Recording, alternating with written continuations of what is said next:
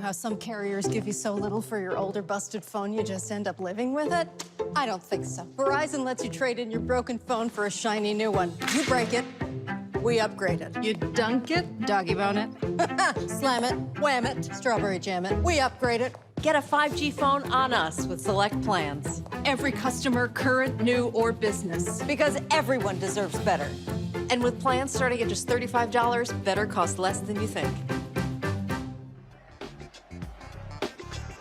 Today is Thursday, December 16, 2021. Coming up on Roland Martin Unfiltered on the Black Star Network. We're broadcasting live from the College Football Hall of Fame, where they have the Coca-Cola reception and the Disney showcase for Jackson State and South Carolina State playing in the 2021 Cricket Wireless Celebration Bowl. We'll be talking to the president of the universities. In addition, we'll be also covering news of the day, talking about America surpassing 800,000 COVID deaths and why are they banning travel to African nations. We'll talk with the ambassador to the United States from Botswana. Also, Derek Chauvin pleads guilty to federal civil rights charges in the death of George Floyd. And a black sheriff in South Carolina has been indicted for the tasing of an inmate. It's a whole lot we're covering today. In addition, the passing of author and feminist Bell Hooks. Folks, it is time to bring the funk. I'm Roland Martin Unfiltered on the Black Star Network. Let's go. He's got it. Whatever the miss, he's on it. Whatever it is, he's got the scoop, the fact, the find. And when it breaks, he's right on time and it's rolling. Best believe he's knowing. Putting it down from sports to news to politics. With entertainment just for kicks, he's rolling. It's on go, roll, roll, y'all. It's Roland Martin, yeah. Rolling with Roland now. He's funky, he's fresh, he's real, the best, you know he's Roland Martin.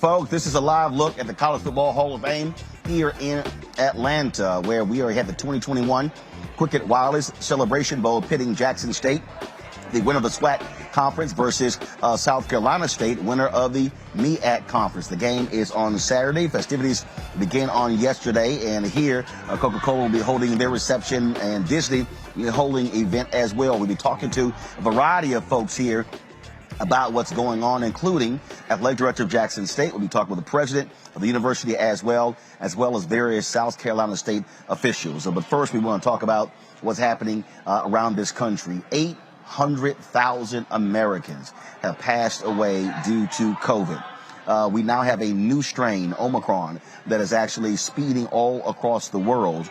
And the United States made a decision to ban travel from 7 African nations. Now, here's the problem with that. South Africa actually self-reported the Omicron virus, but it wasn't like it was actually originating from there. It was 4 European diplomats who actually came to South Africa who brought the variant there. And so many African nations have been asking, why are they being penalized for doing the right thing, bringing this to the attention of the world? And so they've been challenging the Biden administration. Joining us right now is the ambassador to Botswana, Uncle Kambe Kitso Mokela. He is the ambassador to the United States, again, from Botswana. Hope I pronounced the name correct. You're doing well. I can live with that. That's okay. Good. All right, so let's get right to it. I mean, this is an example of African nations who are doing the right thing, letting the world know what happened, and now for the administration to ban travel to and from these countries, you and others say that is grossly unfair. Yes, we believe so. I think the responsible thing for any country is obviously to report, to ensure that we protect the world. This is not about us, it's about everybody else, and health is for everybody. So yes, we put representation to the American government that we believe the travel ban is unfair. It is costing our countries dearly. COVID in itself has already cost us so much. And we talk about the cost, it's not just folks traveling there, folks coming here. You also are dealing with the reality that many African nations are still fighting to get a proper number of vaccines to ensure that your residents are properly vaccinated. What is the situation in Botswana right now when it comes to the vaccination of your residents? The sadness was that in the beginning, it was very, very slow. We couldn't get access to vaccine whatsoever. And as a result, we lost a lot of people. But I can say now things have opened up slightly. There are trickles coming in. Botswana sits at around 42% fully vaccinated and around 46% first dose. But we are still waiting on vaccines. And when it comes to, as it relates to this Omicron variant, what are you doing to stem the tide? Like I said, when it was discovered, it was European diplomats who brought it to these African nations. And so a lot of people were under the assumption that, the variant rose from South Africa, from other African nations. That simply was not the case. And so, what has been your response to it? Because it is a lot more dangerous in terms of it's easily spreadable than other variants. We've stepped up our bringing in of vaccines. The only solution for this pandemic is to get your population vaccinated. While the first world is dealing with 5-year-olds to 11-year-olds, we are still grappling with vaccinating 18-year-olds and above. And that is what is really frustrating at the moment. We would like to have our nation fully vaccinated, and we would like to go into booster shots. We would like to go into 12 to 18-year-olds, and we would also like to go down to 5 to 11-year-olds. So it's all a question of trying to play catch up with vaccines. And so what is happening with the United States? What are your continuing conversations with the Biden administration and the White House and Congress to get this travel ban lifted? It was, of course, announced on November 26th when this proclamation suspending entry to immigrants and non-immigrants who are at risk of transmitting coronavirus. And so how are those conversations continuing? Well, as the SADC group, the Southern African Development Community Group of Ambassadors, we sought to have a meeting with the administration, and graciously were given an opportunity to present our case to them and demonstrate to the United States how this is affecting our economies, our people, and why it's important that the United States continues to lead as it has done in terms of also donating vaccines to Africa.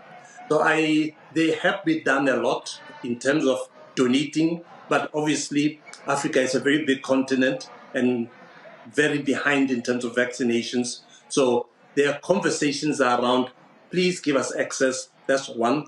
2, give us the intellectual property so we can do manufacturing on the continent itself and develop capacity of our own people to continue to do science and research. I think we've demonstrated ably that the sequencing and our investigative work has worked. At least we are not that behind in terms of intellect. All right, Ambassador Mokaila, we appreciate it. We certainly hope that these things change, and you're more than welcome to come back to Roland Martin Unfiltered anytime to share with us what's happening there in Botswana as we can continue to focus on this international pandemic and how it's affecting not only us here in America, especially African Americans, but also people of African descent on the motherland and around the world. Thank you very much, Roland, and thank you to your audience. Thank you very much. I want to bring my panel real quick. Reese Colbert, founder of Black Women Views. Dr. Greg Carr, he's the Department of Afro-American Studies at Howard University. Kelly Bethea, communication strategist. Glad to have all three of you here. Greg, this is one of those examples. Africa, these African nations were doing the right thing, now being penalized for doing the right thing when it was European diplomats who actually brought the variant to the motherland. That's exactly right. And I'm so glad, again, so important that Black Star Network is more than a label, y'all. This is Pan-African, and so we needed to hear from the ambassador. And as Ambassador Mokaila said, the president of Botswana said that 2 weeks ago. Your diplomats brought this here. And it's very important to understand several things. He said something very near the end that I want to emphasize. These companies, Moderna and Pfizer and Johnson & Johnson, they have held on to the patents, and they are not sharing the technology with the world. This is inevitable. Anytime you don't have equitable and efficient distribution of vaccines in the world, this was going to happen. Those African scientists, those South African scientists alerted the world they're first in line for travel bans, and they are last in line when it comes to vaccines, and they are paying through the nose. And the only other thing I would mention is that Canada is reconsidering its bans. The UK lifted, they took 11 African countries off their red list. The United States needs to get with the program and get these vaccines in the arms of the world. Until everybody is safe, nobody is safe. Reese. Yeah, and I definitely appreciate the ambassador for highlighting that Africa has manufacturing capabilities. They just need access to the intellectual property. It's obvious that they have the intellectual capabilities to do things like sequencing, and that's how it was discovered, not originating in the continent of Africa. So this is an equity issue. This is an environment. This is a justice issue. And as Dr. Carr said, the whole thing with public health is we all have a shared vested interest in seeing to the entire world being vaccinated. I think Botswana has pretty good numbers of 40-something%. That's probably higher than some states in the United States. I mean, you could fact check me on that. But the reality is that the rollout of the vaccine has been very, very, very slow on the continent of Africa. And we need to stop these discriminatory bans that penalize South Africa and South African nations from actually, being transparent about these variants that are emerging. Kelly. I agree with the panel, but more importantly, this is just very insidiously racist for the ban on South Africa to be applied to the globe when, like the doctor said, it was Europeans who brought the new variant to the continent. And the fact that it takes so long for us to close our borders to Europe and Asia, and even parts of South America. But when it comes to the continent of Africa, whose wealth is immense, whose intelligence and intellect and research capabilities are immense and undervalued and underused, however, they were the ones who were able to discover this in spite of all of the technological advances that we have in this country. They were the ones who spotted it first, but they're the ones being penalized and they're the ones being banned. It just breeds racism to me, and that has to stop as well, globally. Absolutely. All right, folks, got to go to a break. We come back to the College Football Hall of Fame. We'll talk with the athletic director of Jackson State. They've had one hell of a year, going 11-1. They also just signed the nation's #1 football recruit in the country, sending shockwaves across the nation. We'll talk with him and others as we continue our coverage of the 2021 Cricket Wireless Celebration Bowl here in Atlanta. We'll be back on Roland Martin Unfiltered on the Black Star Network in a moment.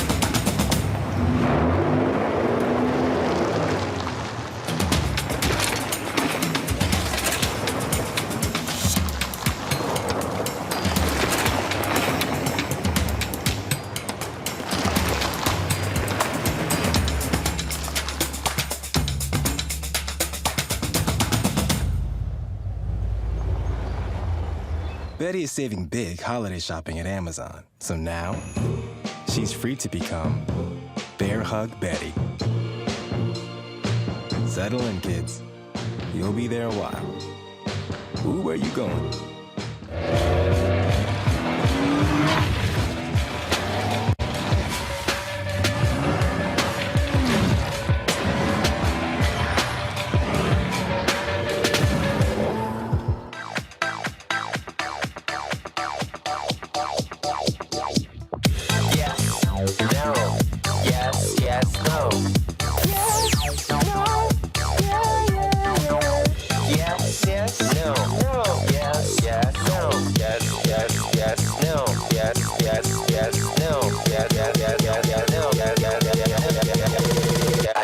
Try it first. Hi, I'm LD Barge. Hey, yo, Peace World. What's going on? It's the Love King of R&B, Raheem Devon, and you're watching Roland Martin.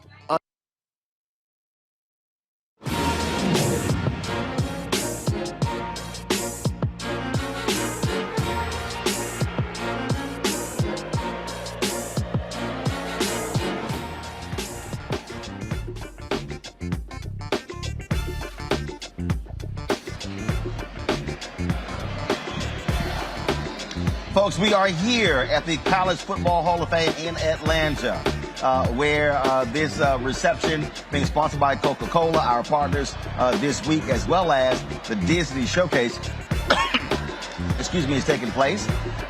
They are, of course, celebrating Jackson State and South Carolina State, the MEAC and SWAC champions, who are competing in this year's bowl, the 5th bowl, Celebration Bowl, completely sold out for the first time. Joining us right now is somebody who's had, he's had an okay year.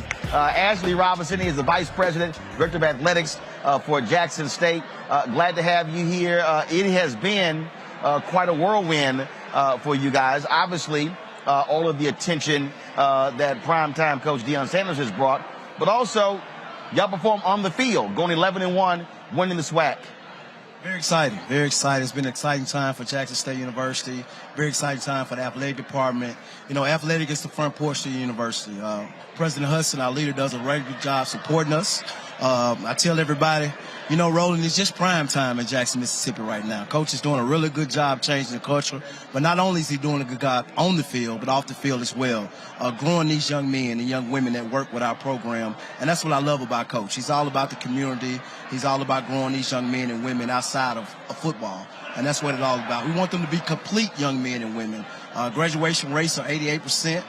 Very excited about that. So we're doing a great job academically and on the field. So 11-1, big tradition at Jackson State. We're going to continue to build on this tradition and blaze new trails. There were folks were talking about the number of people who were at your last game. Massive amounts of people. And the reality is this here.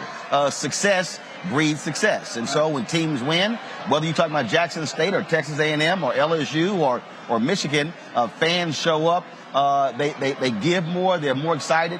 And so give us a sense of how that has gone. How has the Jackson State alumni base embraced the athletic department, and not just the football team, but the other sports as well, as a result of this year? You know, alumni has been great. You know, we have over 50,000 alumni. And, you know, we have passionate alumni. They really love Jackson State University. They've done a really good job supporting Jackson State, supporting the athletic department. You know, Jackson State has a rich tradition. You're talking about 4 Hall of Famers, more Hall of Famers than anybody in the state of Mississippi. Very proud about that. You're talking about over 100 players get drafted to the NFL. You're talking about 16 national championships in the sport of football and 158 championships overall with all 16 sports. So very excited about that. So, you know, Jackson State is doing, you know, really, really well. Our alumni supporters are doing well. I'm just saying, bro, got a TV show going on. I got you. All right. I appreciate you watching me, but don't walk in front of those cameras again. I'm going to cut you. All right. Just going to walk straight in front of the cameras. All right. Yeah. All right. So you talk about all of the different sports. How many total sports do you have at Jackson State? How many athletes? 16 sports and over 350 athletes at Jackson State. This year's been a great year for us. Over 9 championships, all with all our sports together. Okay. So really, really good. In the fall, we've completed 5 championships. Out of the 5, we won 3. So we're doing really, really well. The whole department is doing well, and that's what we're proud about. The reality is this here. When you talk about HBCUs, forget sports. You also are dealing with resources, buildings, facilities. One of the things that Coach Sanders has talked about is in terms of, the equipment trucks that are coming. You're talking about your medical staff, all those different things. On the academic side, same thing, the rebuilding of campuses like that. You also are a state university. And so, what is that plan there, that 5-year plan or 10-year plan that you have to really build up and grow the capacity of the facilities of the campus, because you're competing against other universities and they're pouring in millions upon millions of dollars with practice fields and all sorts of things like that? Well, we do have a 5-year plan in place, a 5-year strategic plan, and that's academic proudness. Facilities is one of those, and we're starting to upgrade our facilities now.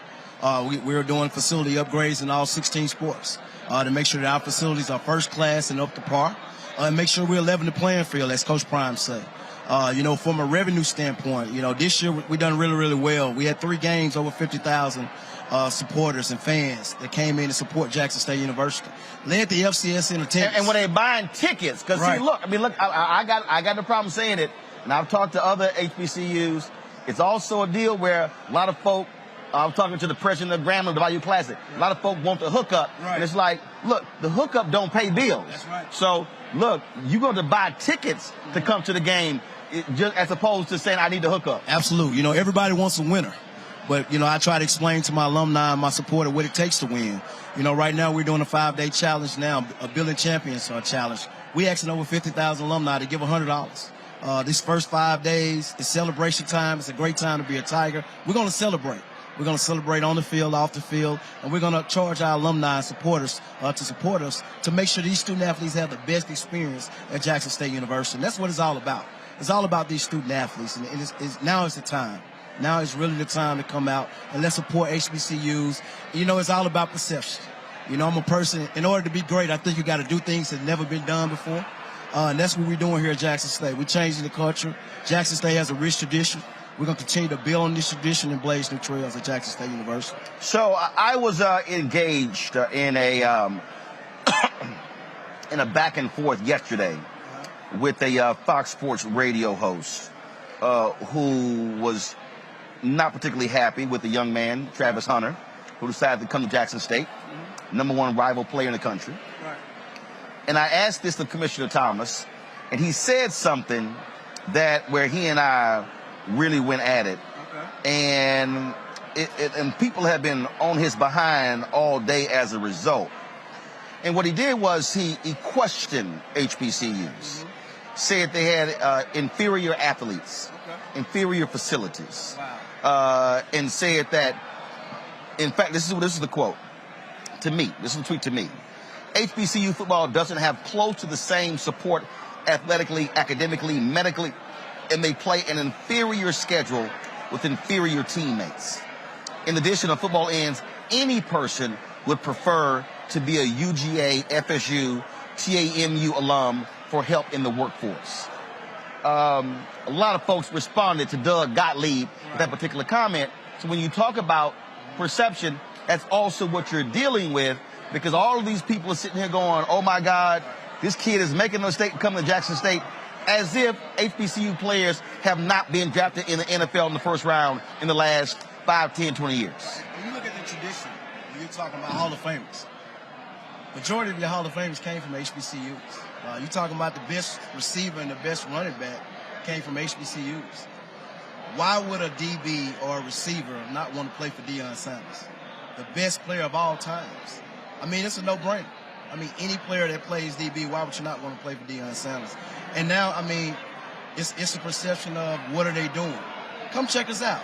Come support us. Come see what we're doing. But guys like him, first of all, have no concept of HBCUs, because the reality is what you're seeing now, and we've seen this over the last 5 to 10 years, you're seeing on the academic side, you're seeing young folks turn down Harvard, turn down Ivy League schools to go to Howard, to go to Spelman, to go to Morehouse. Look, I was telling the story of my nephew. I'm a Texas A&M graduate. My brother is. My sister is. Her husband is. My wife's sister is. There are 5 Aggies in our family.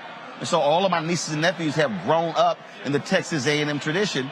He went to Prairie View his first couple of years. He said he wanted to transfer to Texas A&M to get his degree in construction management. And he told his mom, he said, hey, you know what? I'm going to go and stay here for about 4 years.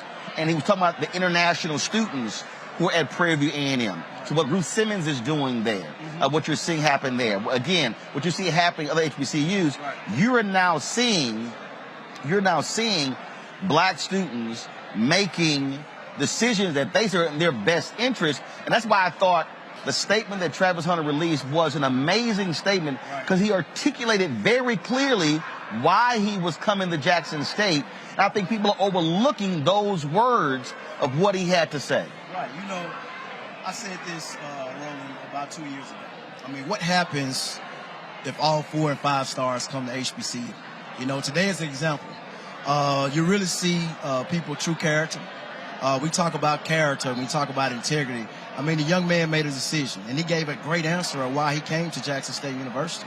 And we as adults, supporters in the sports world, we should support that, you know.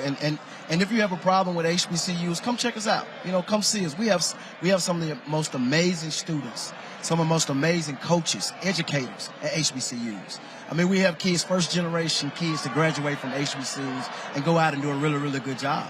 I'm sorry, people, but times have changed. Right. Now's the time. But it's also a battle. Look, I've spoken at more than 60 HBCUs. Right. Done 18 commencements, 14 HBCUs. I am not presenting a situation where it's perfect. It's nirvana. There are issues. You look at Tennessee State, where they have been, according to a state committee, underfunded to the tune of $544 million. The lawsuit we just saw in Maryland, where they had the settlement of $577 million. In fact, in Mississippi, Alvin Chambers led that fight 20 years ago, the biggest HBCU lawsuit for funding as well. So those things continue. But what I do argue, what I say to people, is that the reason we have to pay attention, whether we're HBCUs, for me, black-owned media, and because you have to support the pillars of our community. Because if you do not have full, thriving HBCUs, black-owned media, black-owned businesses, you then don't have a community. You've got to have those pillars that keeps the community standing. And I agree. You know, for us, it's all about the community. You know, getting out in the community, supporting the community. Most HBCUs are in the community, and they're in the black community, and that's what we do at HBCUs. You know, there's a lot of young men and young women come to HBCUs, and they're the first to graduate in their families. Yep. So you know that's big for them, and they go out and they do really, really well. HBCUs have a special passion. I mean, we're a family environment, and we treat our kids, and we make sure. I tell my kids every day, no, watch what you do every single day, because somebody's watching you, and somebody's taking care of you, and you're not just another person. We teach them about life. When our kids leave HBCUs, they're ready for life. They're ready. They're educated. They've learned a lot of things. When you're talking about what you do after college, we talk about what you do after athletics. And that's what we're doing at HBC. Let's change the culture. And now's the time. It's an exciting time. And there's more to come, Roland. It's more to come. It's more 4 or 5 stars is coming. It's more #1 recruits. It's more to come. This is a trend. And it's coming. This is something I've been asking for a long time. Mm-hmm. And I'm here to show people it can be done at HBCUs. Well, you see Hugh Jackson just hired at Grambling State. You got Eddie George, the head coach at Tennessee State. My buddy Reggie Theus sat on as athletic director, head basketball coach at Bethune-Cookman. Right. Former NBA baller Kenny Anderson is the head coach at Fisk University. And so all of those things are happening. You're absolutely right. And things are happening on the academic side as well. This game here, I was talking to the head coach of South Carolina State last night, and he said, now I know, he said, you know, while all the attention is going, he said, I'm good. He said, but I won a couple of championships, so you still got a game on Saturday. Right. You got all the festivities here, but y'all come here to handle business come Saturday. Absolutely, and that's what it's all about. You know, it's a business. We come here to play some great football. I think both teams have done a really, really good job. Coach at South Carolina State has been there over 20 years. He's a legend. He's done a really, really good job. But I think it's going to be a great game on Saturday. I don't do predictions as much, Roland, but, for me, as long as Jackson State got 1 point more than South Carolina State, I'm okay with that. Well, he did tell me this year. He said that he was one of the folks who fought this bowl game. Right. Because they wanted to go to the FCS playoffs. Right. And he said, damn, I made a mistake. And Commissioner Thomas said this was a 10-year battle to get his commissioners to realize, athletic directors and presidents to realize they weren't making no money in the playoff system, that they needed to come to this bowl game. And the payout for Jackson State and the conferences exceeds more than $1 million for this bowl game. Right. Absolutely. And then the experience. I'm all about the student athletes experience. They've done a really, ESPN, the executive director, John Grant, has done a really, really good job of this bowl experience for these student athletes. I mean, this is big. This is huge. Commissioner Thomas has fought this fight. He's retired. I want to thank him for the things that he's done for HBCUs. He's a legend. He's a legend. He fought this fight. And we're here. We're here, the only FCS conference that has a bowl game, and you talking about a great experience for these student athletes, great for recruiting, not only for athletics but from an academic standpoint. Right. And I'm gonna tell you, Roland, get ready for halftime because the Sonic Boom of the South, they coming. Well, Bakari Sellers, of course, from South Carolina, he's already made it clear he's a South Carolina State is going to win the halftime. I said, well, we'll see what happens. And so I told John Grant, I said, look, y'all better make sure y'all showing at halftime on ABC. I said, it's going to be some problems because, we live stream the halftime for the MEAC-SWAC Challenge. I said, I'm telling you, John, and John is promising also a huge surprise at halftime. He won't tell me what it is, but he guarantees there's a huge surprise at halftime. I think you're going to like it. It's going to be a big surprise. All right. It's going to be a big surprise. I appreciate it. Congratulations. Good luck. Keep up the great work. On this show, on the Black Star Network, we're huge supporters of HBCUs. Coca-Cola brought us in. We've been live streaming various events all year on these HBCU games. We got lots of stuff we're going to be doing next year as well. And so we appreciate partnering with them, being here as well, showing all the different events taking place. And I want to say thank you for having me. Thanks for what you do for the black community. And thanks for what you do, Roland. I've been watching you a long time. I was in Texas for 12 years. Okay. I was at Prairie View. All right. All the facilities there. So very familiar with you. So I want to say thank you for what you do as well. I appreciate it. Thanks so much. And good luck this weekend. Thank you. All right, folks, got to go to a break. We come back. I'm going to talk to my panel again about how all these white sports writers are now going, who the hell is Jackson State? What's going on? They're all freaking out. And now you got a legislator in Florida who's trying to change the law when it comes to allowing athletes to receive compensation. I wonder if he's a Florida State graduate. You're watching Roland Martin Unfiltered on the Black Star Network, broadcasting live from Atlanta at the College Football Hall of Fame, the 2021 Cricket Wireless Celebration Bowl. Back in a moment.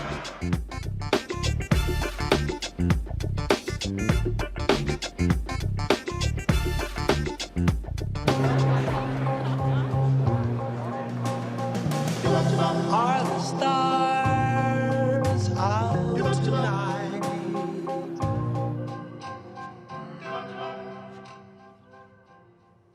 Alexa, play our favorite song again. Okay. I only have eyes for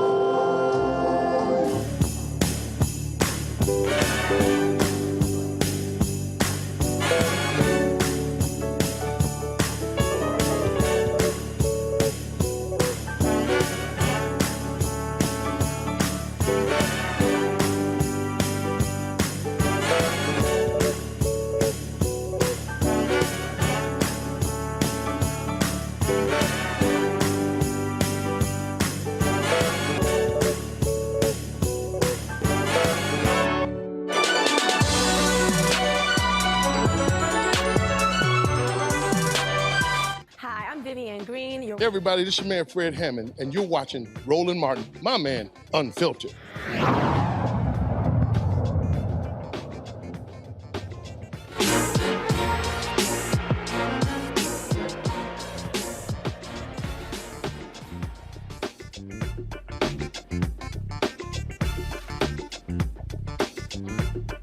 Live look inside the football field Well, the Disney Showcase is taking place tonight for the 2021 Cricket Wireless Celebration Bowl. This dinner is sponsored by Disney. The reception is sponsored by Coca-Cola. We're here at the College Football Hall of Fame. It is absolutely amazing, the excitement, of course, the sponsors, the university officials. You see all of the different folks here excited about this bowl game, and we were happy to be here as well. I'm going to bring my panel back in. I want to pick up on the conversation I had here with Ashley. And really, I'm going to start with you, Reese. These folks are upset. They are upset. And this is the thing that they've always feared. And it's not, and I want to expand this beyond HBCUs because it speaks to white validation. It speaks to this whole notion of when a lot of us have had the whole view of, well, our stuff is secondary. And when it's like, you know what? I'm good. Y'all can have y'all stuff. I got more people who come up to me all the time saying, man, I wish you were on MSNBC. I'm like, why? I wouldn't own the show. I wouldn't control the show. I wouldn't dictate the stories we cover. I wouldn't dictate where we go. That's the difference when you're talking about when you own and control. And what we're dealing with here is that since the days of Jim Crow ended, these white institutions have been able to use their resources, boost your money, to attract the top black athletes. And you had the the top basketball player who went to Howard University a couple of years ago. He only played 2 games because COVID came in. Then he, of course, then applied for the NBA draft. Now you have Travis Hunter Jr., the #1 football player in the country, choosing to go to Jackson State. I believe, before I came on, Alabama State signed 3 4-star recruits. And so we're actually seeing this, and I wouldn't be surprised with this game being on ABC. And then you have Hugh Jackson at Grambling. And then you have Eddie George at Tennessee State. You're going to see more and more of your top black athletes say, you know what, I can still get to the NFL and not have to go to Florida State or Florida or Alabama or Auburn. You know, it's interesting because white people have already tired of this racial reckoning, but black folks have, and we're seeing that with these decisions like the one that Travis Hunter Jr. has made. And there's a glitch in the matrix. They like malfunction, like, what is this? You mean the white gaze isn't all being? You mean our money isn't all being? You mean that there's a deeper tie, a familial tie, a cultural tie, a racial tie that is more appealing than just being out on the fields, tilling the fields essentially for these super rich white schools? They don't know how to react, and so their way of reacting to it is to lash out and to try to denigrate and try to minimize. And then we are even seeing some kind of murmurs, and, you know, even some black folks are buying into it with rumors, starting rumors like suggesting that Travis Hunter Jr. only signed because of some multi-million-dollar deal, which is a flat-out lie. And so what they always try to do is they always try to diminish the significance of it and try to diminish the stature of black institutions. And I'm so happy to see more and more people reject the framing that white is right and reject the framing that it's all about who has the most eyes, who has the most dollars, and about being where you are celebrated and embraced. And I think life is not getting any easier for black folks in America. And so more and more people are really seeking that solace in that community. And that's what HBCUs undoubtedly provide. And so the people like the Doug jackass that you retweeted or you got into exchange with, they're going to continue to perpetuate the exact reasons why more people are seeking out predominantly black institutions with their blatant racism and their blatant denigration and misunderstanding about what animates black people. So the more that they talk, the more attractive a Jackson State becomes to people like Travis Hunter.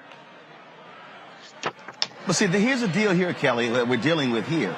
This is what happens when you have your black artists who then say, I don't need your record labels. I'm going to be independent. This is what happens when African Americans in other areas begin to say, you know what? I don't need your system. I'm going to do it this way. This comes down to control. Control, which comes down to money. That's what this is all about. On their end, I absolutely agree with you. But when I chose to go to an HBCU as opposed to a PWI, my main concern was whether I was going to be used or whether I was going to be nurtured. And in that fragile state in your life, that transitioning into adulthood, you need to be nurtured and cared for, but also, you know, be made aware of how adulting is, how the college experience can be without you being tokenized for your physical abilities. PWIs don't know how to do that because they only scout these Black bodies for their Black bodies, and so that they can make money off of these Black bodies. They don't know how to nurture. They know how to use. And that is kind of like the undercurrent, the theme of white supremacy in this country. It's never been a component of nurturing there. It is all about being used. So with HBCUs, they came about not only to educate Black people and, you know, fill in the gap of education that was not provided to us by PWIs, but a huge theme when it comes to HBCUs is nurturing and nourishing Black minds as well as preparing Black bodies for life. So I applaud this young man for choosing Jackson State because he knows, whether he verbalizes it or not, he will be cared for, he will be nurtured, and he will be prepared for life moving forward. What's happening behind me, folks, you're seeing the arrival of the teams and the players. You have Jackson State who's arriving. You have, of course, South Carolina State who's arriving. We switched to that's what you're seeing happening here. So when you're hearing the cheering and the noise behind me, that's what's going on. Greg Carr, I want to go to you. This is about disruption to the system. And they have been able to thrive on this system, being able to utilize their big money. And this, in many ways, Greg, it harkens back to, for me, in the Negro Leagues, where the best talent was in the Negro Leagues, but the white owners had the better stadiums, the better uniforms, the better travel, all of those different things, the accoutrements. And Black people kept saying, but we can compete, without realizing the better talent is already over here. They were jealous of the Negro League crowds. And so what Deion is doing, what you're seeing happen at other HBCUs, they are now creating the level of excitement, saying, hey, y'all, we don't need y'all stuff. We can create our own excellence over here, and y'all going over there. And then when they start losing those five-star players, that's when the disruption begins to happen. No question, Roland. This is a return to normal for HBCUs. First of all, let me just pause here, though. Right. Watching them country boys and girls come in there with them hot, loud suits and them fly styles. Let me just say, as a Southern, how very HBCUs. I work at one in the Upper South, and there are a couple outside the South. But when you say HBCU, where you at in Atlanta right now? That's really what HBCUs are. They are Southern Black folk. And so when you see them Negroes come walking up in there with that swag, and if y'all didn't watch the interview you did with the South Carolina State Bulldog team last night, y'all go back and watch last night, you will smile until your cheeks hurt. I promise you. So I just wanted to say that. But this is a return to normal for HBCUs. Let me be very clear about all HWCU athletic programs. And I knew John Chaney at Temple. I went to school there. I taught a lot of his players. I was at Ohio State. I taught a lot of those football players. Let me be very clear. I hope all of y'all collapse. Because, see, this is what happened after so-called integration. You framed it perfectly, Roland. They cherry-picked. They wanted all the Negroes that could run fast, and they wanted a few 4.0s, like Kelly said, and they said, can we use you all? But let's be very clear. Before desegregation, all those cats, and you just heard Vice President Robinson, the athletic director, say it from Jackson State. By the way, when he said the best running back and the best wide receiver, he knows from first hand because he went to Mississippi Valley. He's a Delta Devil, even though he's working for the Jackson State Tigers now. And of course, the best receiver to ever catch a football, if you count what professionals say, Jerry Rice, went to Mississippi Valley, and the best quarterback to ever throw to him was a guy named Willie Satellite Totten. So y'all go look that cat up. So he knows what he's talking about. But my point is this, though. Before desegregation, Hell, HBCU athletes built the AFC, which merged and became the AFL that became the AFC. Y'all go look up a quarterback named the Lord's Prayer. That was his nickname. Eldridge Dickey coming out of Tennessee State. James Shaq Harris coming out of Grambling State University. Too Tall Jones, you name it. Claude Humphrey, who just made transition. Again, Tennessee State. My point is this. What these Europeans did after desegregation, they went and got these ball players and a few other blacks and left everybody there. But here's where the game changed. The game changed this year. And Deion Sanders for sure, Eddie George for sure, Reggie Theus for sure, Kenny Anderson for sure. But let's be clear. This comes down to 4 little words: licensing, name, image, and likeness rights. And you named it, Reese. The name of the game is money. And Roland, you remember this. You remember, and Reese, you probably remember, and Kelly too. Ed O'Bannon, UCLA. Remember 1995, they won the national championship. Ed O'Bannon said, y'all made all this money off my name, image, and likeness. That lawsuit has changed the game. Changed the complete game. Chris Webber going in to Ann Arbor. I was in grad school at Ohio State. Them boys used to always beat Ohio State. And Chris Webber and Jalen Rose, them boys said, we going up in the damn campus bookstore seeing our names and numbers for sale, and we don't get a penny. Then they tried to jam Chris Webber up saying all boosters gave you money. When that lawsuit triggered what eventually happened in California 2 years ago, when the governor signed Senate Bill, I think it was Senate Bill SB 208 or 209, which allowed in California athletes in college to profit off their license, the NC2A threatened the hell out of them. Then about a dozen other states passed similar laws, and the NC2A, July 1st this year, changed their policy. Now them boys can go, and women, because it's a hell. I mean, you know, you looked at, again, I don't go too on this, but the athletic director, Brother Robinson, he was at Prairie View. Now, the track coach at Prairie View is my classmate from Tennessee State. She was a Tiger Bell. Now these women and men can go anywhere, part of their license. They could very well collapse white college plantation style athletic programs, and they are shaking in there because they love Negroes as long as they can make that money off their backs. This could change a whole lot, though, Roland. Indeed. Folks, got to go to a break. When we come back, we'll talk with the president of Jackson State University as we are broadcasting live here in Atlanta from the College Football Hall of Fame for the 2021 Cricket Wireless Celebration Bowl. Jackson State versus South Carolina State. You're watching Roland Martin Unfiltered on the Black Star Network. Back in a moment.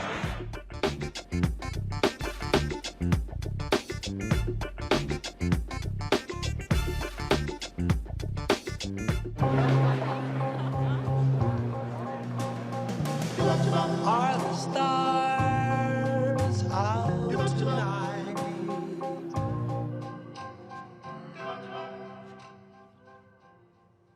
Alexa, play our favorite song again. Okay. I only have eyes for you.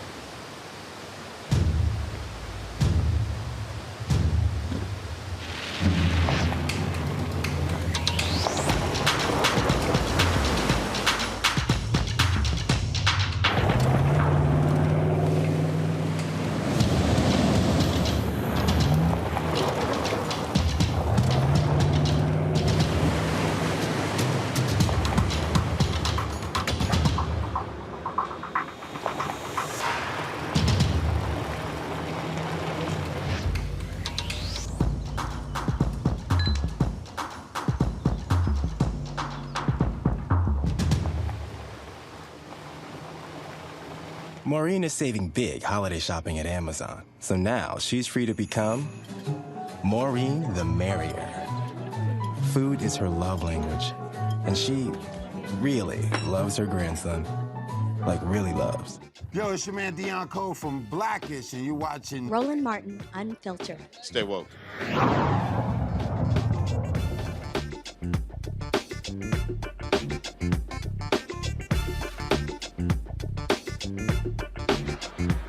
TV One.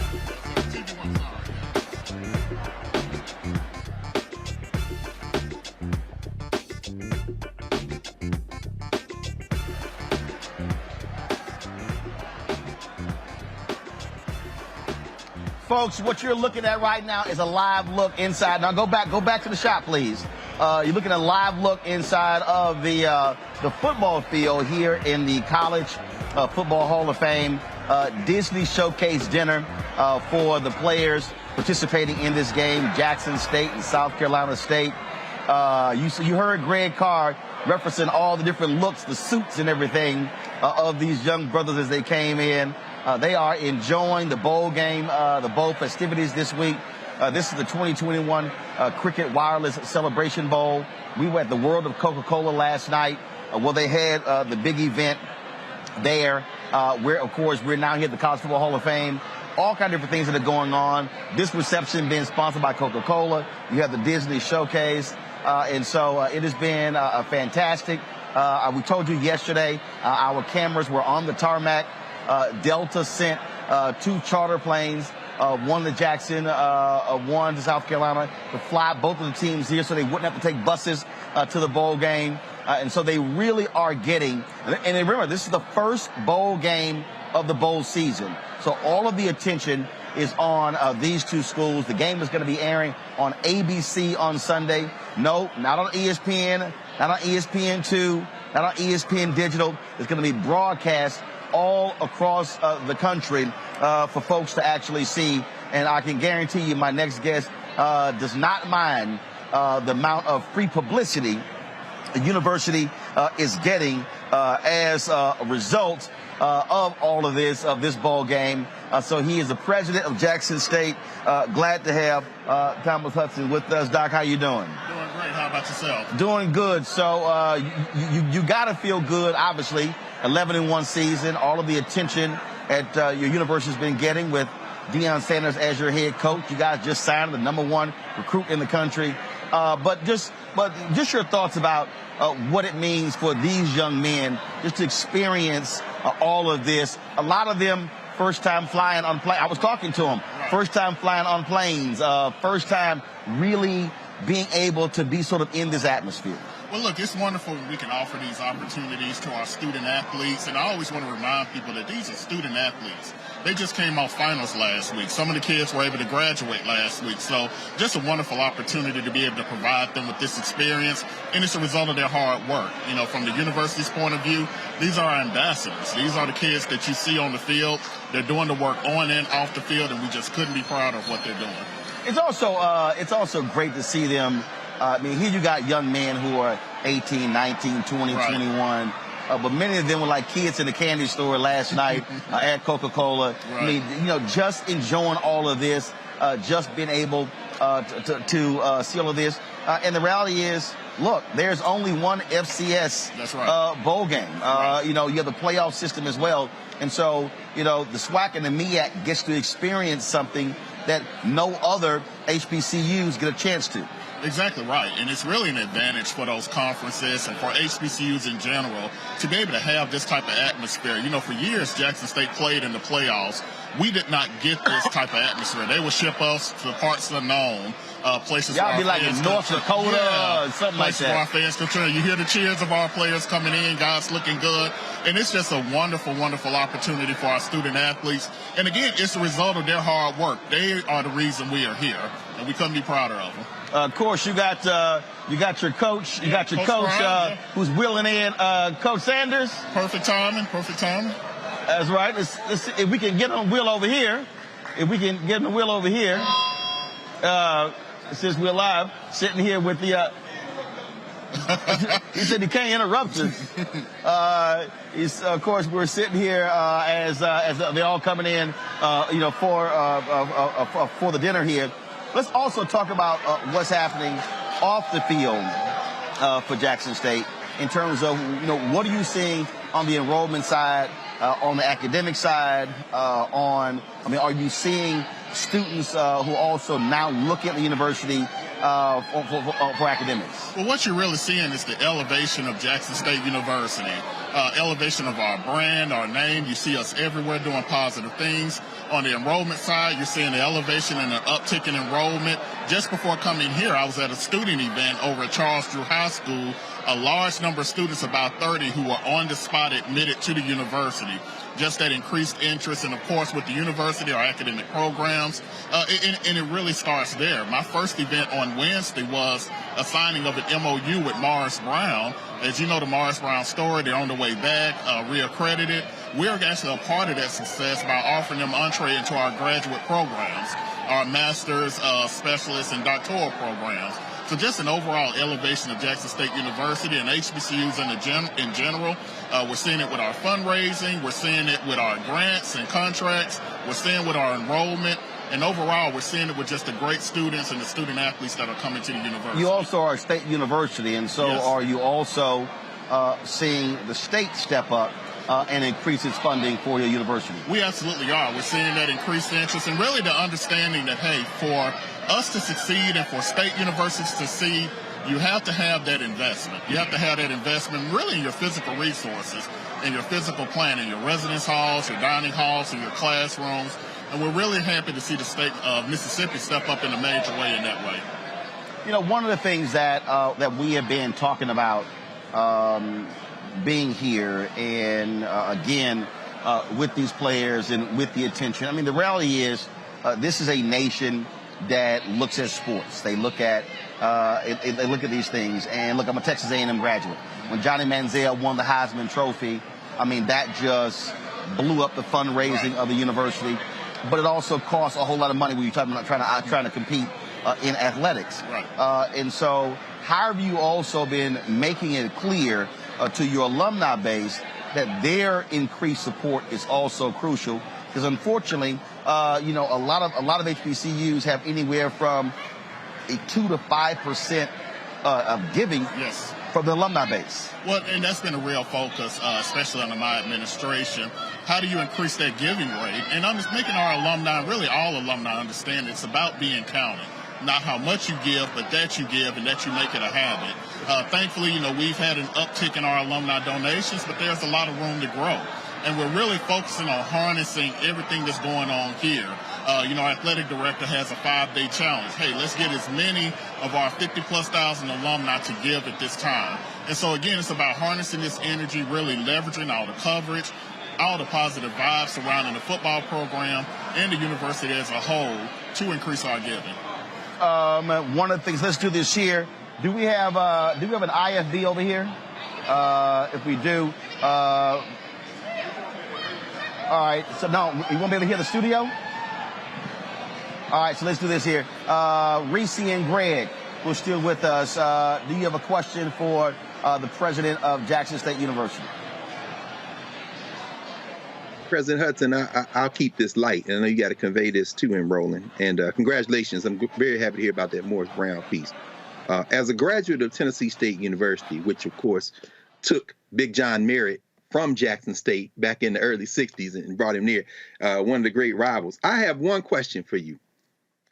Is the sonic boom of the South ready to win halftime on Saturday? I'm going to keep it light. Look, the Sonic Boom of the South is always ready to win halftime. So they'll be ready as usual. We have the best band in the land, and just be ready for a show. Yes, the Sonic Boom of the South will be ready to win halftime. But thank you so much for your question and your obvious support of Jackson State University. Reese. President Hudson, congratulations on all of your success. Can you just, for the audience, we have more than just Black people who watch Roland Martin Unfiltered. Can you just kind of give us a quick, summary of the intangibles that would lead someone like Travis Hunter Jr. to select Jackson State over the other university he had previously committed to? Well, it's an interesting conversation because, you talk about the culture of Jackson State University, just the family atmosphere and those things that he saw. But you also talk about the ability of students to come to a Jackson State University and really become the person they are meant to be. It's very interesting that obviously we got the #1 recruit in the nation and there's a lot of activity, and rightly so. But what you will notice is that, we every year across our campus, we bring in those types of students that could go anywhere. They can go anywhere in the nation. They have scholarships all across the nation, but they're usually engineering students, okay? They're educators. They're those students that aren't often highlighted, but are great jewels that come to Jackson State and really come and find that we're a place, the best match for them, and a place that they can fulfill our dreams. That's all Travis did. Travis looked at Jackson State and said, this is where I was meant to be. This is a place where I can become the person I really want and fulfill my dreams. So we're very excited about that, but do understand that is a classic HBCU story, and we couldn't be more excited that it's now being spotlighted across the world stage. Well, I got to ask you this here, and the news came down today that Shedeur Sanders becomes the first HBCU player to win the Jerry Rice Award, named after the best player in the FCS. Right. So more good news for Jackson State. Oh, excellent news for Jackson State. Kind of ironic that the first HBCU player of the Jerry Rice Award just happened this year, but just goes to show that, again, the notice. It's about, writers vote on that award. It's about the notice. It's about the exposure, people seeing the great things that are happening, and, again, it's an exciting time. Well, we certainly are glad to be here. We've been partnering with Coca-Cola all year, attending various HBCU games, shedding light on what's going on, not just what's happening on the field, but also what's happening academically. We're here for the MEAC-SWAC Challenge in August, and so at the Bayou Classic, certainly glad to be here as well. And so looking forward to the festivities tonight. Of course, it's a big schedule tomorrow as well for these players. And then again, the game that is on Saturday. And so looking forward to that. Mr. President, thank you so very much. Good luck in what y'all are doing. And look forward to being back. And I'm trying to remember. I'm trying to remember, have I spoken at Jackson State? Okay. I'm trying to remember. Well, look, if you have, I think I did your alumni. I think. Well, like I say, if you haven't, now here's your invitation. Yeah, You're always welcome on campus. We love to have you come. I did do the South Carolina State graduation. Okay. I did them, and I got an honorary degree from there. So I always got to give them a shout out. But I think I did one of your alumni events, and so and like I said, I think I've done now 60 HBCUs, and so try to knock out the rest of them. Hey, good luck with that. I appreciate it. Good luck for the rest of the week, and good luck on Saturday as well. Thank you so much, and really appreciate this opportunity. All right, folks, got to pay a few bills, and we come back more from the College Football Hall of Fame here, the 2021 Cricket Wireless Celebration Bowl. We'll talk more from here. We'll also talk about some news of the day as well. You're watching Roland Martin Unfiltered right here on the Black Star Network.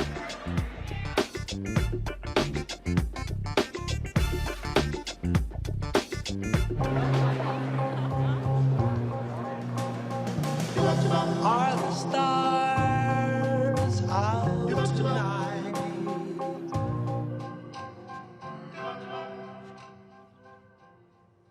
Alexa, play our favorite song again. Okay. I only have eyes for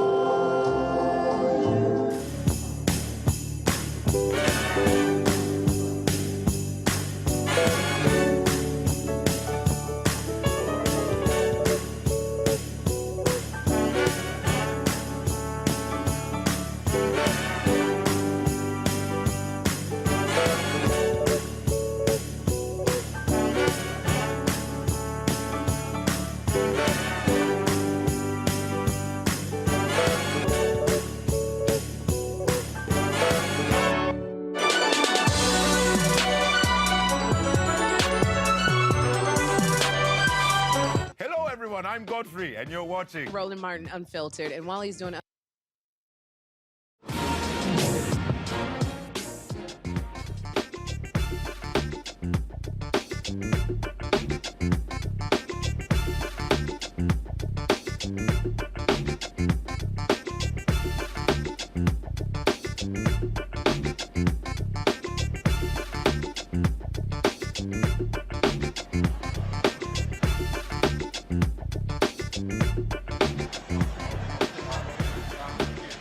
All right, folks, welcome back. You see that we're here at the College Football Hall of Fame here in Atlanta. The jerseys they have here in the lobby here of Jackson State and South Carolina State, the two teams playing in the 2021 Cricket Wireless Celebration Bowl. It has been a very good week as we have been here covering all of the events. Got lots more events we're going to be covering tomorrow as well, including both teams visiting the Children's Hospital of Atlanta. There's going to be a roast and toast to the MEAC commissioner. Dennis Thomas, who is retiring this year. In addition to that, we also will be covering live right here on the Black Star Network. You can watch live at noon to 12:45, the MEAC news conference, and then 2 to 2:45, the SWAC news conference. And tomorrow night, we're going to be at the Omni Hotel for the SWAC Hall of Fame dinner. And so a lot of stuff we got going on, so we're looking forward to bringing it all to you. And this is why it's important to support the Black Star Network, folks. We don't just sit in the office and talk about what other people are doing on the ground here, talking to folks about what is happening. And so that's why this platform is important. We want you to download the Black Star Network app. We're on all available platforms: Android phone, Apple TV, Android TV, Roku, Samsung TV, Amazon Fire Stick, Xbox, you name it, we're on all those platforms. And so we certainly appreciate all of that as well. All right, folks, let's talk about some news. Let's go to Minneapolis, where you have the trial of former Minneapolis police officer Kim Potter taking place, of course, and what's happening there. Prosecutors today rested their case against her. She, of course, is charged in the death of Dante Wright. The defense now has to do their part. A use of force expert said the police officers who stopped Dante Wright were legally bound to arrest him because of a warrant for an outstanding weapons violation. In the car, could there be a gun on him? This isn't just about might this person drive away. So the need to stop it as quickly as possible is the key aspect. Nothing but the taser in that scenario had a likelihood of doing that without a risk of serious injury or death. The continued grapple, if you don't get that done and that car gets in drive, it's going to get bad. And the taser is that unique device that when performing as designed and intended would have put a stop to it, very, very likely in most cases.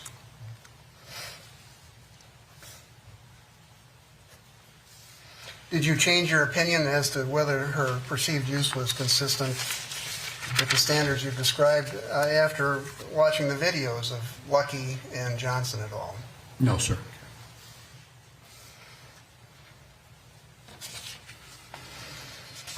What you didn't see in your initial review of the case was Johnson's testimony. Is that correct? That's correct, sir. I saw that last week, I believe. And he was the fellow who was reaching in to stop the car from getting into gear. On the passenger side, yes, sir. Was he at risk of great bodily harm or death if he had not gotten out of that car as quickly as he did? Had the vehicle been put into drive, beyond question. Yesterday, the father of Dante Wright took the stand as a character witness for his son. Take a minute if you need one. Picture of me and Dante. You see how, I was holding him. See how his arm, we had a close relationship. He was me and my wife's first child. And was this picture at your home? Yes.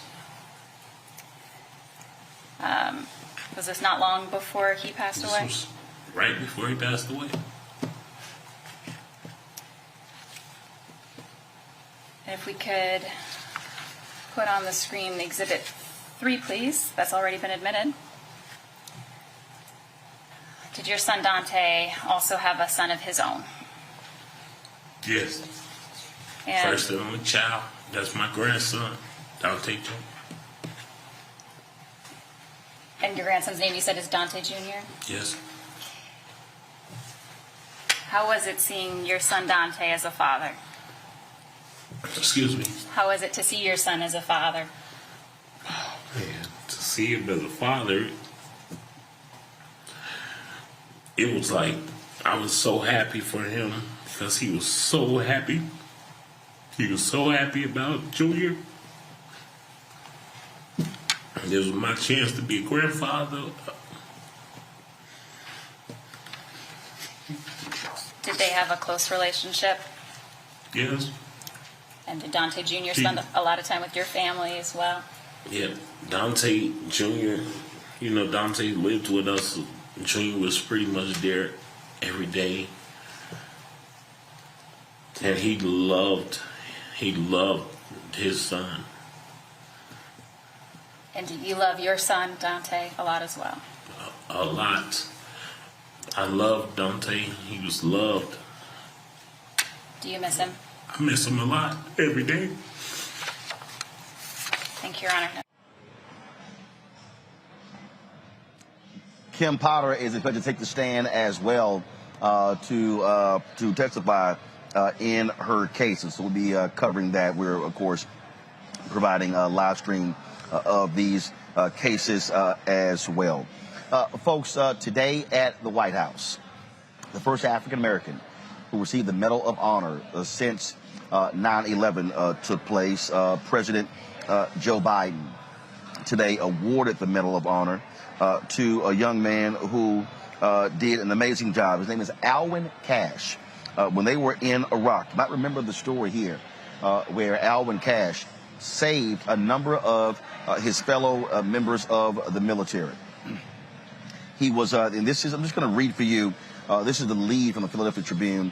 Staff Sergeant Douglas Dodge was dazed and sick to his stomach, still in shock after a roadside bomb blast slammed him and other soldiers against the ceiling of their 27-ton armored vehicle. He had regained consciousness and forced his way to safety, but his friends were still inside, screaming and on fire. Sergeant First Class Alwyn Cashe, who had been riding in the front of the Bradley fighting vehicle, appeared out of the darkness. He was wearing a helmet, body armor, and boots, but little else. His camouflage uniform, sopped in fuel, had begun to melt away. What he then did was reach into this burning vehicle on 6 different occasions to rescue those who were trapped inside on October 17, 2005. He died at a Texas burn center, and today, his wife Tamara received the Medal of Honor, the highest honor any member of the military can receive from President Joe Biden in a White House ceremony.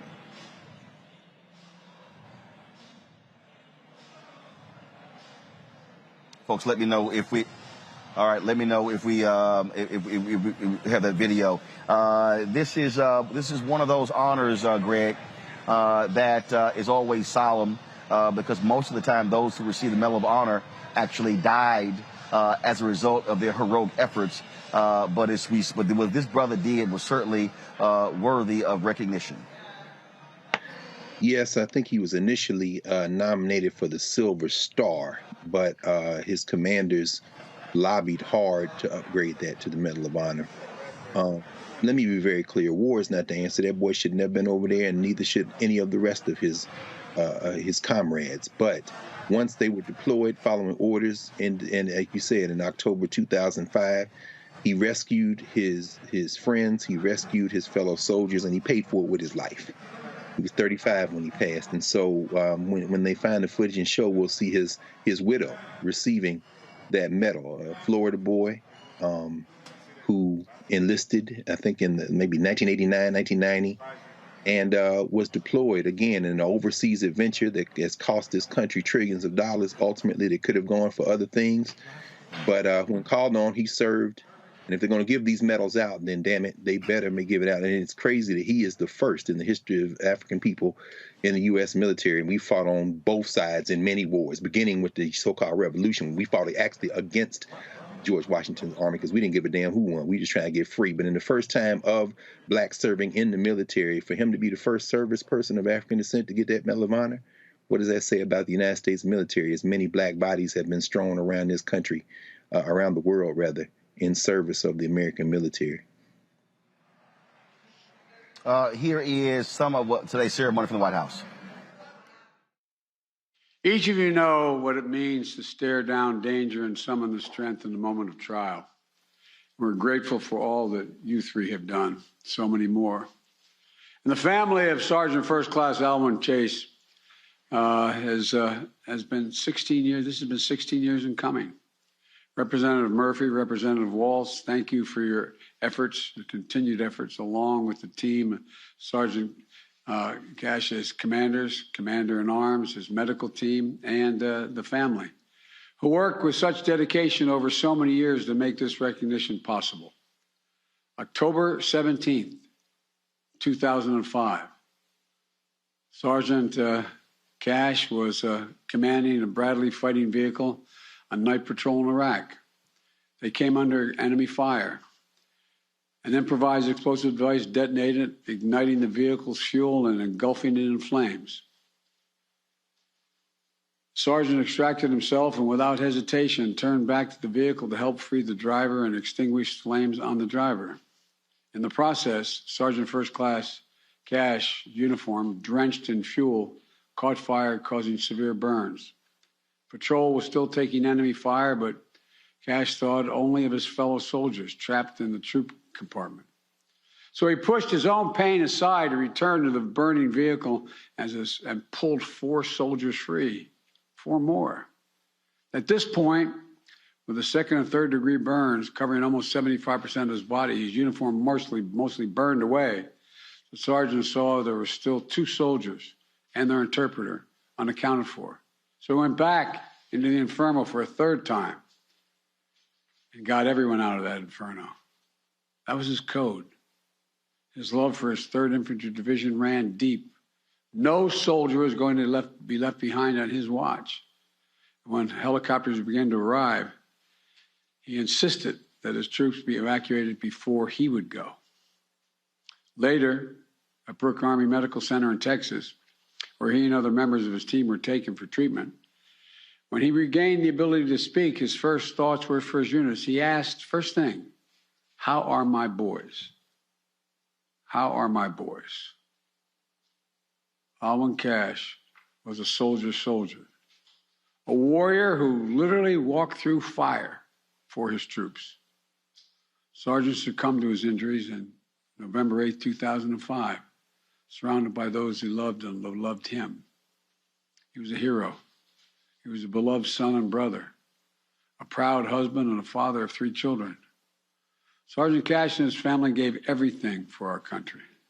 Their devotion to his memory, their years working to make sure that his courage and selflessness were properly documented and honored, is a testament to the love he inspired and the legacy he left behind. Sergeant First Class Cashe is now the 7th individual to receive a Medal of Honor for his actions in Operation Iraqi Freedom, and the first African American to receive it since the Vietnam War. And Tamara, Alexis, Casanal, I'm so honored to award your husband, your dad, your brother, the recognition that he earned. I know it's tough. As honored as you are, it's got to be tough to be here today. He'll be remembered. He'll be remembered forever.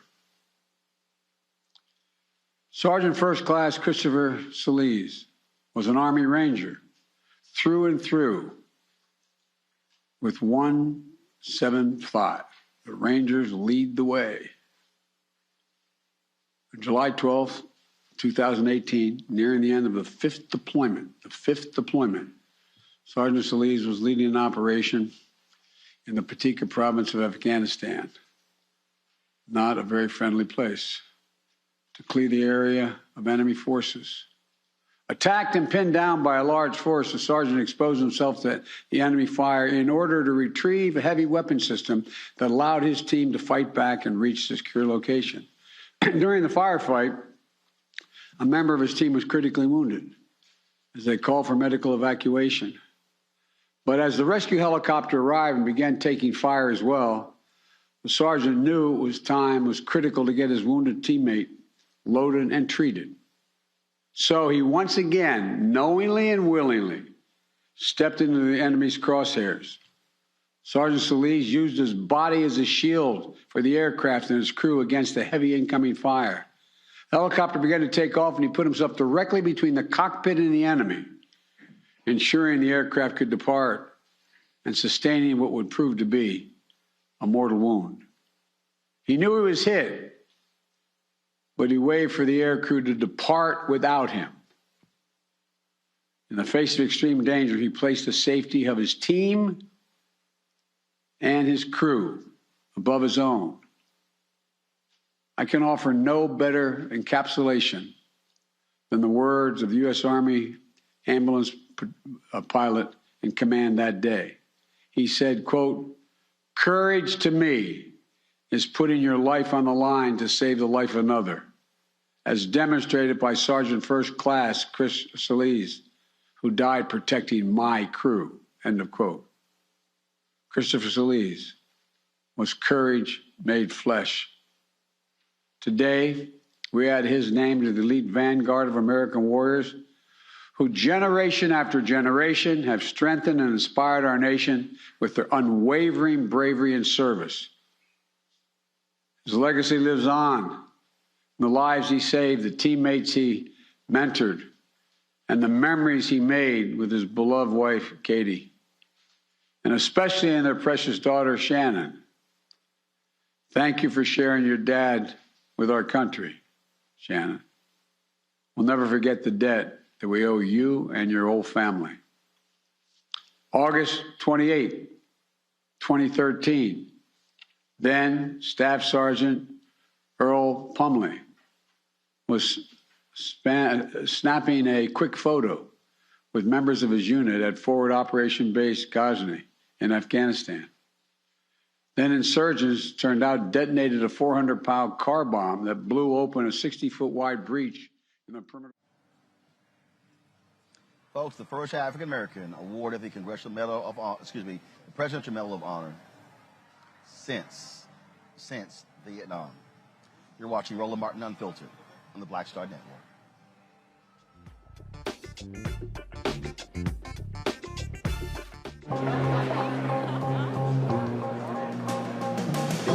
Are the stars out tonight?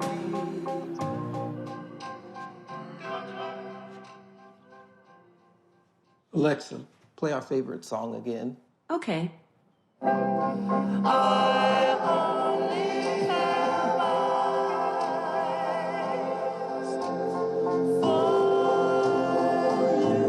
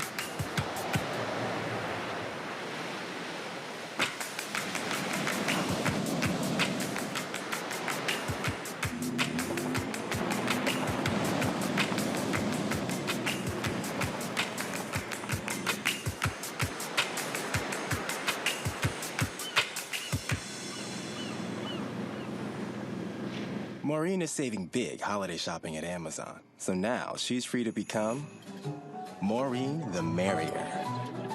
Food is her love language, and she really loves her grandson. Like, really loves. Hey, I'm Cupid, the maker of the Cupid Shuffle and the Wham Dance. What's going on? This is Tobias Trevelyan.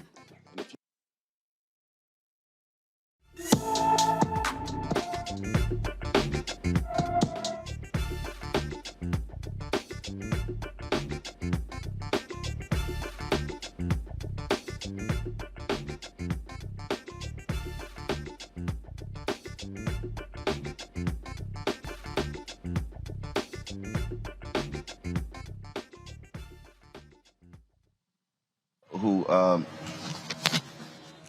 every day. All right, can y'all hear me? Thank you. Now you got me. All right, folks. Every day we focus on someone who is black and missing. Christopher Demetrius Grasty hasn't been seen since October 20th after leaving Cape Fear Medical Center in Fayetteville, North Carolina. The 36-year-old is 6 feet tall, weighs 190 pounds, with black blonde hair and brown eyes. He has 2 tattoos, the names Nasty Grasty and Love Me or Leave Me Alone on his neck. He is believed to be suffering from dementia or some other cognitive impairment. Anyone with information should call the Fayetteville Police Department at 910-433-1529, 910-433-1529. Voting rights continues to be a significant issue as civil rights activists press President Joe Biden and the Senate Democrats to do something to pass the For the People Act and the John Lewis Act to stop the voter suppression laws being passed by Republicans all across the country. Senator Chuck Schumer insists Democrats will get this done before the 2022 election. Continue working to bring the Senate to a position where we can move forward on Build Back Better. Senate Democrats have spent the past few weeks engaged in a separate discussion on addressing another critical and urgent priority, protecting the right to vote and safeguarding our elections. Yesterday, I joined with a number of my colleagues in detailed conversations about how the Senate will get voting rights done in time for the 2022 elections, including advancing the Freedom to Vote Act and the John Lewis Voting Rights Act. In state after state, Republican-led legislatures are approving the most draconian voter registration laws that we've seen since segregation, and they're doing it on an entirely partisan basis. Let me repeat that. Republicans at the state level are passing the most egregious restrictions on voting rights that we have seen since segregation, and they are doing it on an entirely partisan basis. Senate Democrats are working to find a path forward to respond to these attacks by passing legislation like the Freedom to Vote Act and the Voting Rights Advancement Act. Part of that conversation involves finding ways to restore the Senate so it can once again work as it's supposed to, as it has worked for generations before the gridlock of the past decade or so. These conversations are ongoing. The fight to protect voting rights is far from over in the Senate. Just because Republicans will not join us to defend democracy does not mean that the Democrats will stop fighting. This matter is too important not to act, even if it means we must act alone to get the Senate working. Now, Reese, different civil rights activists, they say that they are going to be targeting MLK Day to put pressure on the White House, and I'm going, that's a month. What the hell are y'all doing right now? Black Voters Matter, they've been out there in the streets for all year. Reverend Dr. William J. Barber, the Poor People's Campaign, they've been out there as well. But frankly, and I saw a tweet where Derek Johnson, the president of NAACP, says they look forward to a White House meeting with Joe Biden. No, this is not time for a meeting. This is time to put the kind of pressure on them. You even had Arizona Senator Kristen Sinema, who reasserted that she does not want to get rid of the filibuster to pass voting. Now, keep in mind, they did get rid of the filibuster to increase the debt ceiling, but not to deal with voting. Chuck Schumer's weak as shit. I'm just going to say it because he gets a free pass on all this. They stay up Vice President Kamala Harris' ass. They even stay on Joe Biden's ass. And yet Chuck Schumer sound like he just a regular schmegular senator and not the majority leader. What have you been doing all year? You knew the filibuster was going to be an impediment back when you first became the majority leader, and they damn near filibustered the Senate rules change. So you had to share power with Mitch McConnell, and you couldn't push through Biden and Harris nominees. What have you been doing? This did not sneak up on the Senate Democrats. This did not sneak up on Majority Leader Chuck Schumer. You have been asleep at the wheel, or you've been ineffective. You pick your poison. You want to say that you just haven't been thinking about it. You want to say that you've been completely ineffective at it. But it is inexcusable that we are now going into the next year and we're still talking about addressing something that should have been addressed really at the very beginning of this Senate session. He is completely out of control with his caucus. He's sitting up there. Who was your audience for that? Because the people that you have to get in line are Kristen Sinema, Joe Manchin, and whoever's hiding behind those two miscreants, and people who are trying to keep this Jim Crow filibuster alive and well. And so I'm sick of speeches. I'm sick of platitudes. I don't want to hear about how important it is. I want you to get the shit done. And just like how they raised the debt limit with very little fanfare, they carved out the exception with very little fanfare.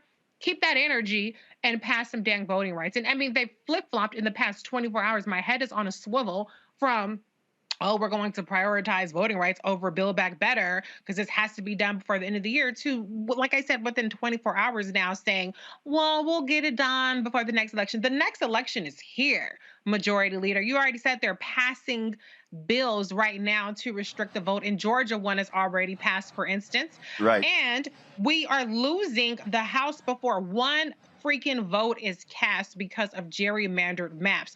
And so the time for action is long past.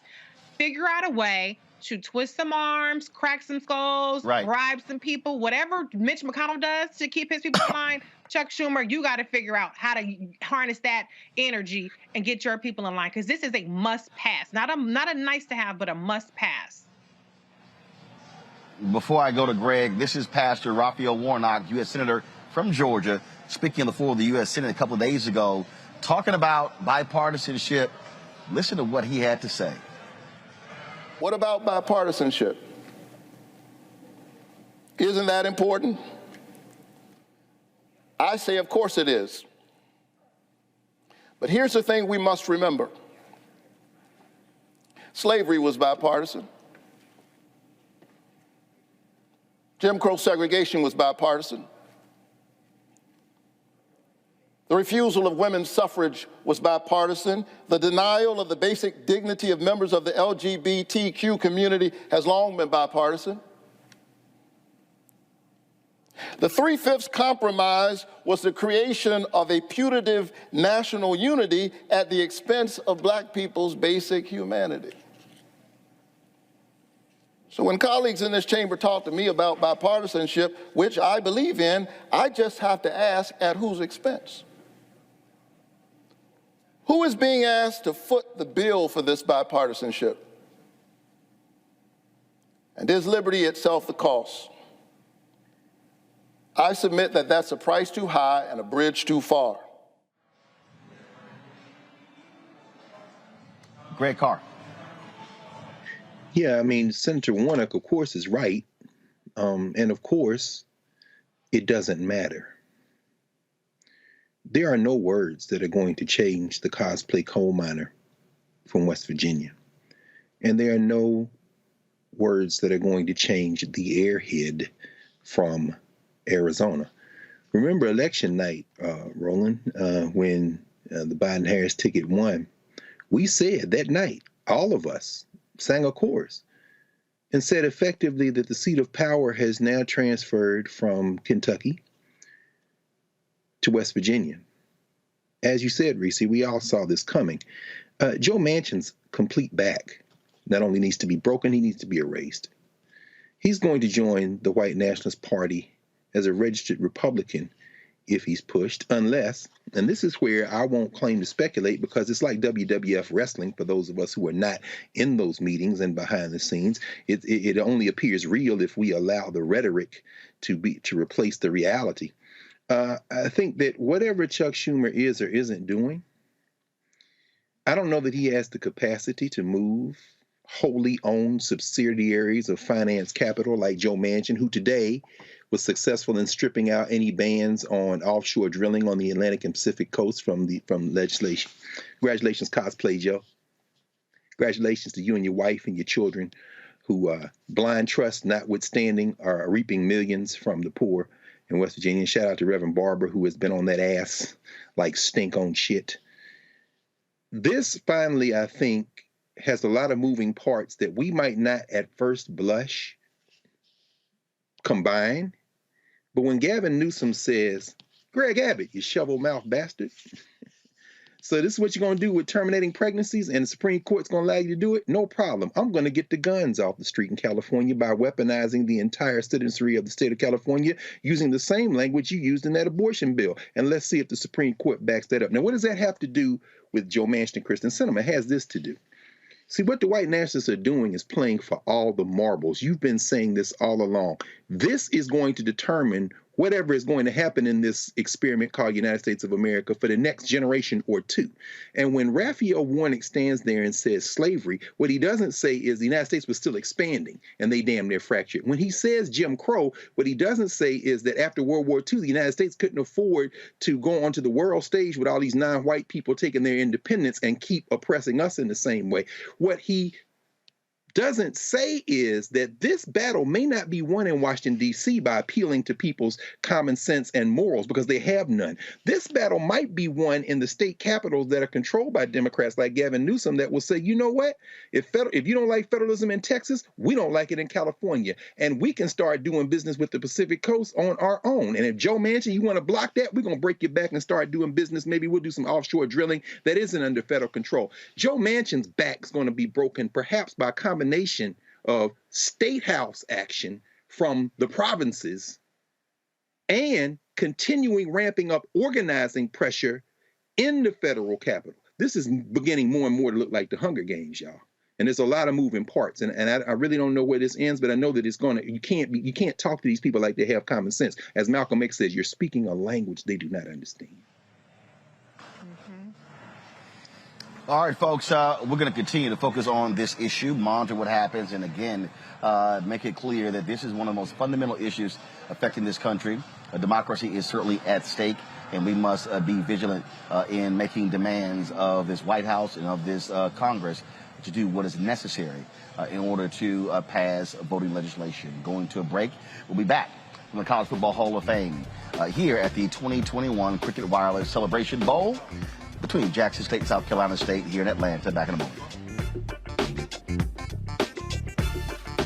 Betty is saving big holiday shopping at Amazon. So now, she's free to become Bear Hug Betty. Settle in, kids. You'll be there a while. Ooh, where you going?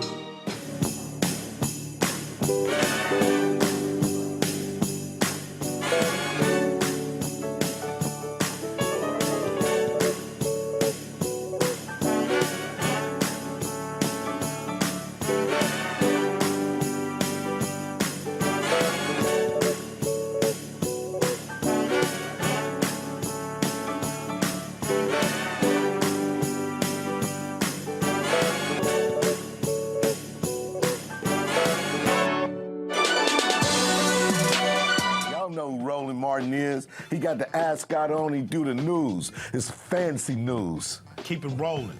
Right here. Rolling. Roland Martin. Right now. You are watching Roland Martin, unfiltered. I mean, could it be any other way? Really? It's Roland Martin.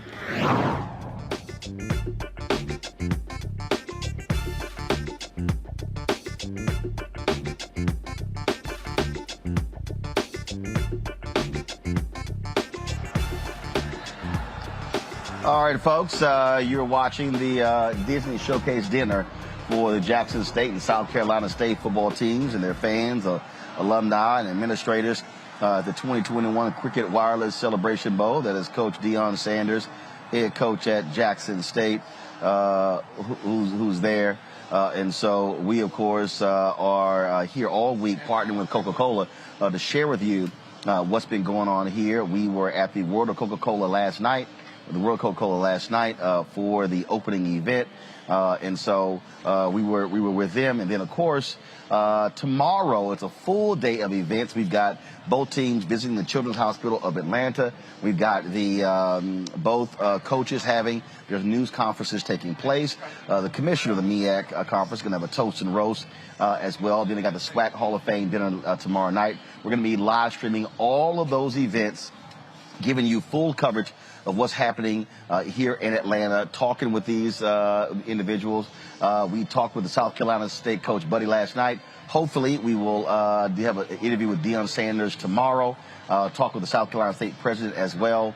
And the reason this is important, and let me say this, is because last night, Greg and Reese, it was pretty cool to sit there and have all those young brothers who wanted to hop on the microphone, who wanted to talk, who wanted to talk about their teams. They were all quite excited to do so, and that's important. And the reality is, Black-owned media needs to be at places like this, telling our stories. And that's why these things matter. And so, I get a kick out of these people who love to be holier than thou, think they are the most conscious folks in the world, and who love running their mouths, talking about who's doing what, who's not doing what. And this is what I've always said, Reese and Greg. If you spending your time complaining about what I'm doing, that means you ain't focused on what in the hell you should be doing. And when we were able to amplify these stories, when we were able to talk to these HBCU presidents, talk to these athletic directors, talk to these coaches, talk to the alumni, all of that is important because I go back to the nation's first black newspaper, Freedom's Journal, March 16, 1827. We wish to plead our own cause. Too long have others spoken for us. That right there is what we always have to do. And it's a reason, whether it's sports, whether it's politics, if we're sitting around waiting on somebody else to tell our story, we're going to have fools like Doug Gottlieb and others who are sitting here diminishing our black institutions and not lifting them up. Yeah, and nobody curates our story better than we do.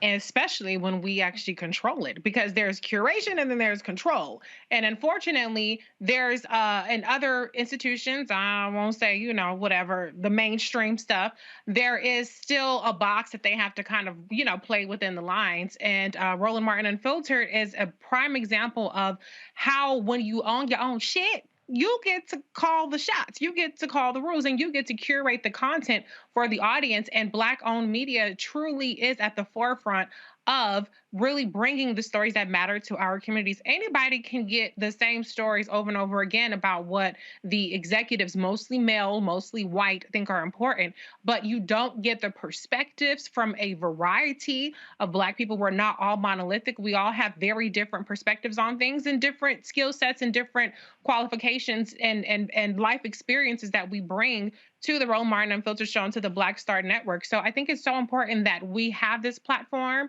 because we're lit. Like, Black folks are really lit. And I don't give a damn what kind of backlash. You can call it woke-lash. You can talk about anti-CRT or whatever the hell the else these Republicans are out here winning the messaging war on. Over here around these parts in our community and our side, we're still lit over here. And we're not getting tired of hearing about our stories. And we're going to continue to tell them Black and unapologetic. Absolutely. And that's the thing, Greg, when it comes to, again, controlling the narrative and not actually caring what other folks are doing. I had someone who asked me, they said, hey, I was checking your show out. Did you see what so-and-so was reporting? No. They're like, really? I said, I don't watch other networks. I told them, I said, I don't. And in fact, I remember when I had Washington Watch on TV One, my producer, Jay, would say, hey, this was what was on ABC, Face the Nation, and Meet the Press. I said, I don't care. I said, I will, whatever they do will never dictate what the hell I do. And I've always, had that view. And I think that the thing that, and also what just trips me out, Greg, all these folks who love my mouth, running their mouth, they don't go nowhere. They sit behind a desk, ain't never on the ground, always trying to call themselves grassroots, but they never seem to be actually talking to people out in the streets. And the reality is, we're going to be out here Friday. We're going to be in the fan zone Saturday. All those fans are going to be coming through from South Carolina, from Jackson and Atlanta. And we're going to be talking to them. We're going to be seeing them. We're going to be sharing their stories. And that, to me, is what you have to do. We can't. The reason I have been putting a level of pressure on these companies to support Black-owned media, because here's the deal. Home Depot sponsors the ESPN Game Day. That is a multi-million-dollar sponsorship. So the reason they can have massive stage and bring in Amigos and bring in all these entertainers and stuff, because they got a massive budget.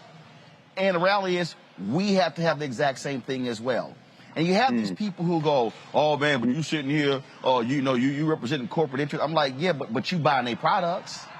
How about there that? has to be a return on that investment. And so it's amazing in trying to do battle out here to get folks to understand that if you don't go out and fight for those resources, then you can't have 8, 10 people here running cameras and running audio, having multiple cameras in here. You can't have all these different things that's going on.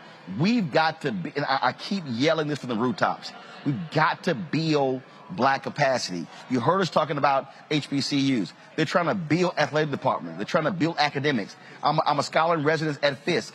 President Newkirk said they are building right now at Fisk University, their first academic building, new building on campus since Eisenhower was president. Yeah.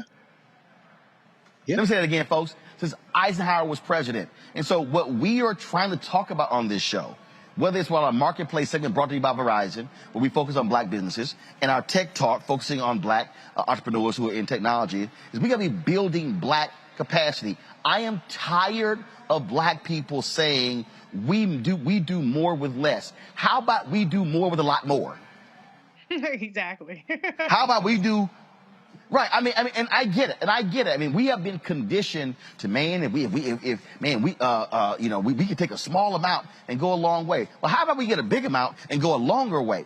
It's about building capacity, and that's what this battle is about: building capacity.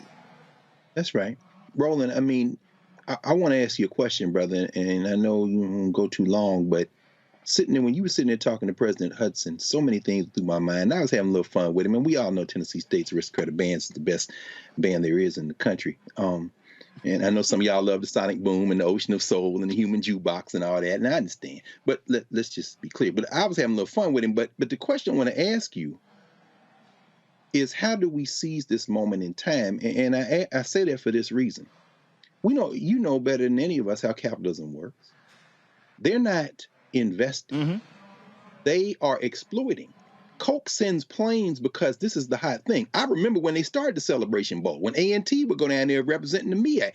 And, going to Atlanta was a thing. You could buy a ticket the day of. I mean, it wasn't a big deal. Selling out is a huge deal. I mean, I remember, going to Tennessee State. We would play Florida A&M in the Georgia Dome. That was a big thing. What you are exposing people to, as Reese said, there are a lot of people who watch Roland Martin Unfiltered and watch Black Star Network who don't know anything about black institutions. What you're exposing them to was already there. So this isn't new, but the question I want to ask you has more to do with how we exploit this moment, because Gottlieb is scared.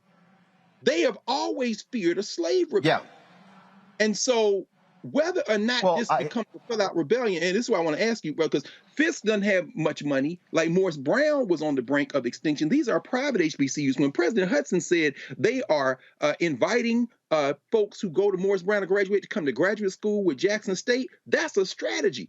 Fred Humphreys, who just passed away, when he was the president at Florida A&M and at Tennessee State, he would go around the country and kept scholarships in his pocket and gave them out. Pat Swagger did the same thing at Howard. To hear him say he admitted 30 students at Charles Drew Middle School down there in Atlanta over this past couple of days, my question is, Roland, relative to Gottlieb, because you see their strategy.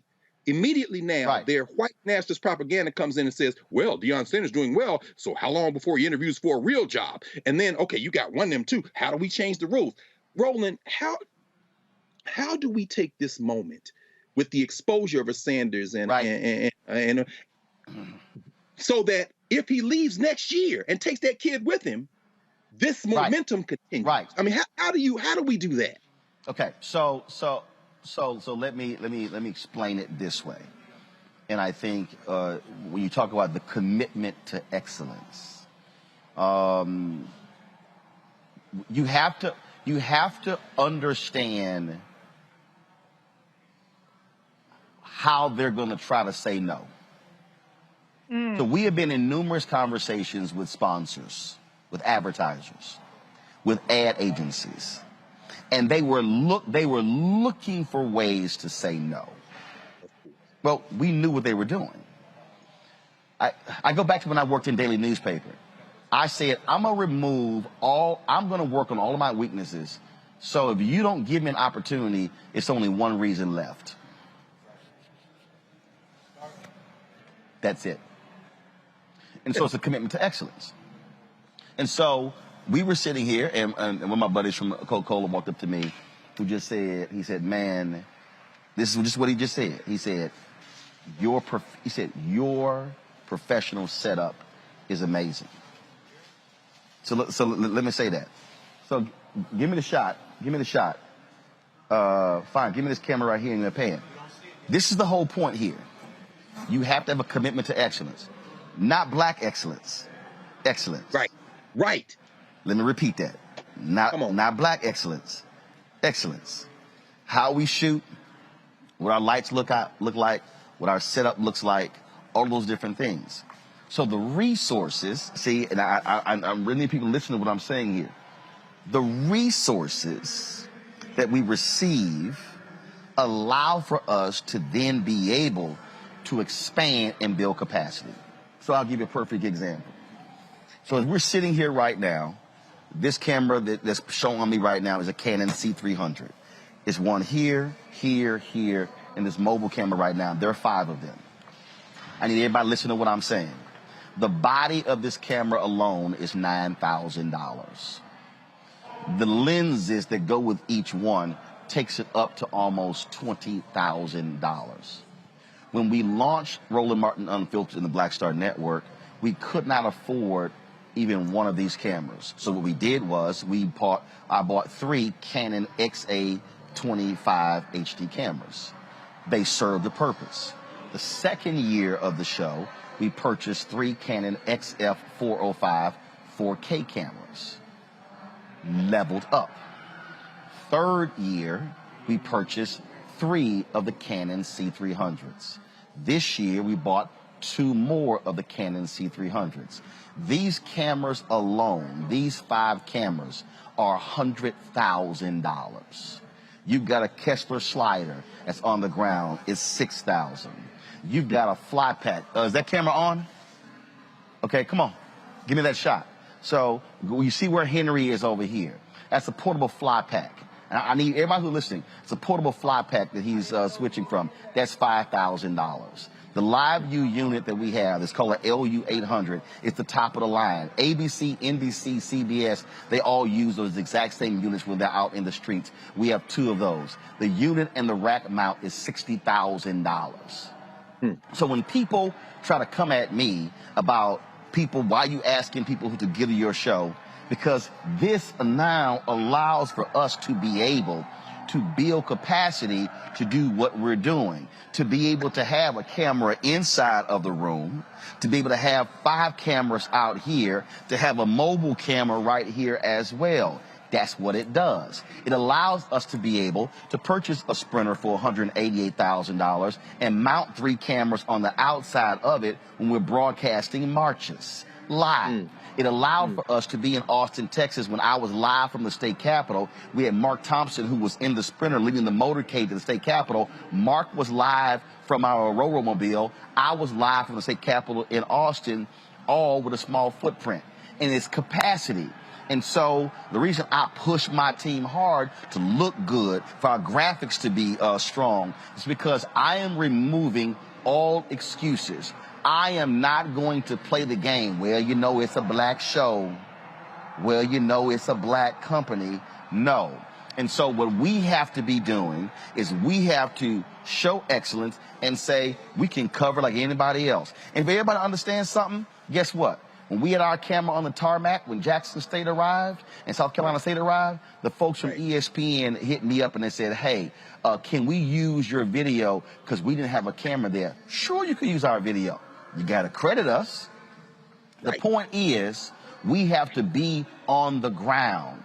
And so the people who are watching, y'all need to understand what it is we're trying to do. So last year when our fan base gave $672,000 in donations to our Bring the Funk fan club, I probably had less than 20 people say, I don't get nothing for it. Yeah, you do. You get a 2-hour daily show live that nobody else is doing. The development of an OTT platform that costs $160,000 to build. So now we don't have to worry about YouTube and Facebook and Periscope and Twitter and Instagram. We can actually have our own platform. It's capacity. And so when we're going to advertisers, and yes, understand, I sat down with Coca-Cola. I gave them the vision for how we can cover these things, and they said yes. And they put the money up for the Essence Festival. They put it up for the MEAC-SWAC Challenge. They put it up for the Bayou Classic. They put it up for this year. So I ain't got no problem saying I appreciate Coca-Cola for what they're doing. But it's a whole bunch of other advertisers out there who get black money. We buy their cars. We buy their shoes. We buy their shirts. We buy their pants. We buy their products, their cleaning products, their hair care products. We buy all of that, and they ain't spending jack with black-owned media. And that's the reason why you don't have black-owned media the size of a CNN or Fox News. That's why you don't have the ability to have people in 10, 20, 30 cities covering the news from our perspective, because we don't have capacity. This is about building capacity, about us being able to control our story. The exact same thing Frederick Douglass did with the North Star, the exact same thing Ida B. Wells Barnett did, the exact same thing Robert Abbott did with the Chicago Defender, the exact same thing A.I. Scott did with the Atlanta Daily World, the exact same thing John H. Johnson did with Ebony and Jet. It's build capacity. And so that's what this is about. And so when y'all hear me calling people out, then guess what? There's a reason we're doing it. Okay? When you see we're going to be airing the McDonald's gospel concert on Sunday, guess what? That's paid for. We went down to Houston, did 11 interviews with different entertainers. We purchased a lot of McDonald's food. McDonald's should be spending more money with black-owned media. And we want that money. What did Frank Lucas say in American Gangster? I'm going to get that money. It's the same thing. We as African Americans, we have got to stop with a broke mentality. We've got to stop operating, well, just go ahead and give me a little bit. No, if you're giving them 10 million, I want 10 million. If you're giving them 5 million, I want 5 million. Because that's how all of a sudden we can employ 20, 30, 50, 100, 200 people, graphic artists, writers, editors, and all the different things. That's how companies are built, folks. I've been in media since I was 14 years old. I've studied media. I studied how the New York Times was built. I studied how the LA Times was built, how the Louisville Courier Journal was built, how these media institutions were built. And the reality is, black people are sitting here rebuilding and starting stuff over and over, and stuff is dying.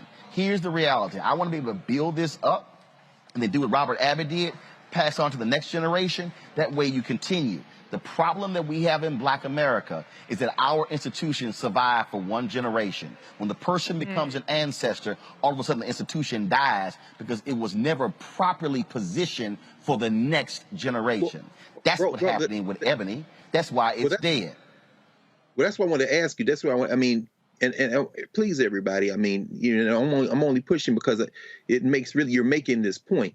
What you've been covering since you started Roland Martin Unfiltered are things that already exist in our community. Again, I think about a Jackson State or a South Carolina State, or yes, athletics has gotten this spark in a moment with the Deion Sanders and Hugh Jackson just going to Grambling.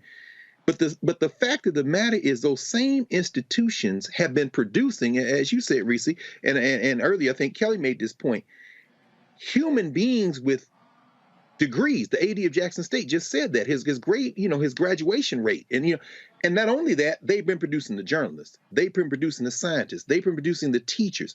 And what you have done by taking your cameras into black communities, and again, this is why the critics say that's just noise, is showing, not only holding a mirror to ourselves, but also showing other people around the world, frankly, that, hey, we're already here. So I guess my question is, how, because again, Deion Sanders is like turn on a spotlight and he was like, now if next year he's the coach at Florida State, and I'm not saying he will be, but I'm just saying, if that happens and that light goes off of Jackson State, that's not going to change what Jackson State has been doing. Roland, how important is it to have a Black Star Network in terms of a visibility of scale to expose these institutions? I'm asking because what you've been covering, most people, I didn't even know that existed.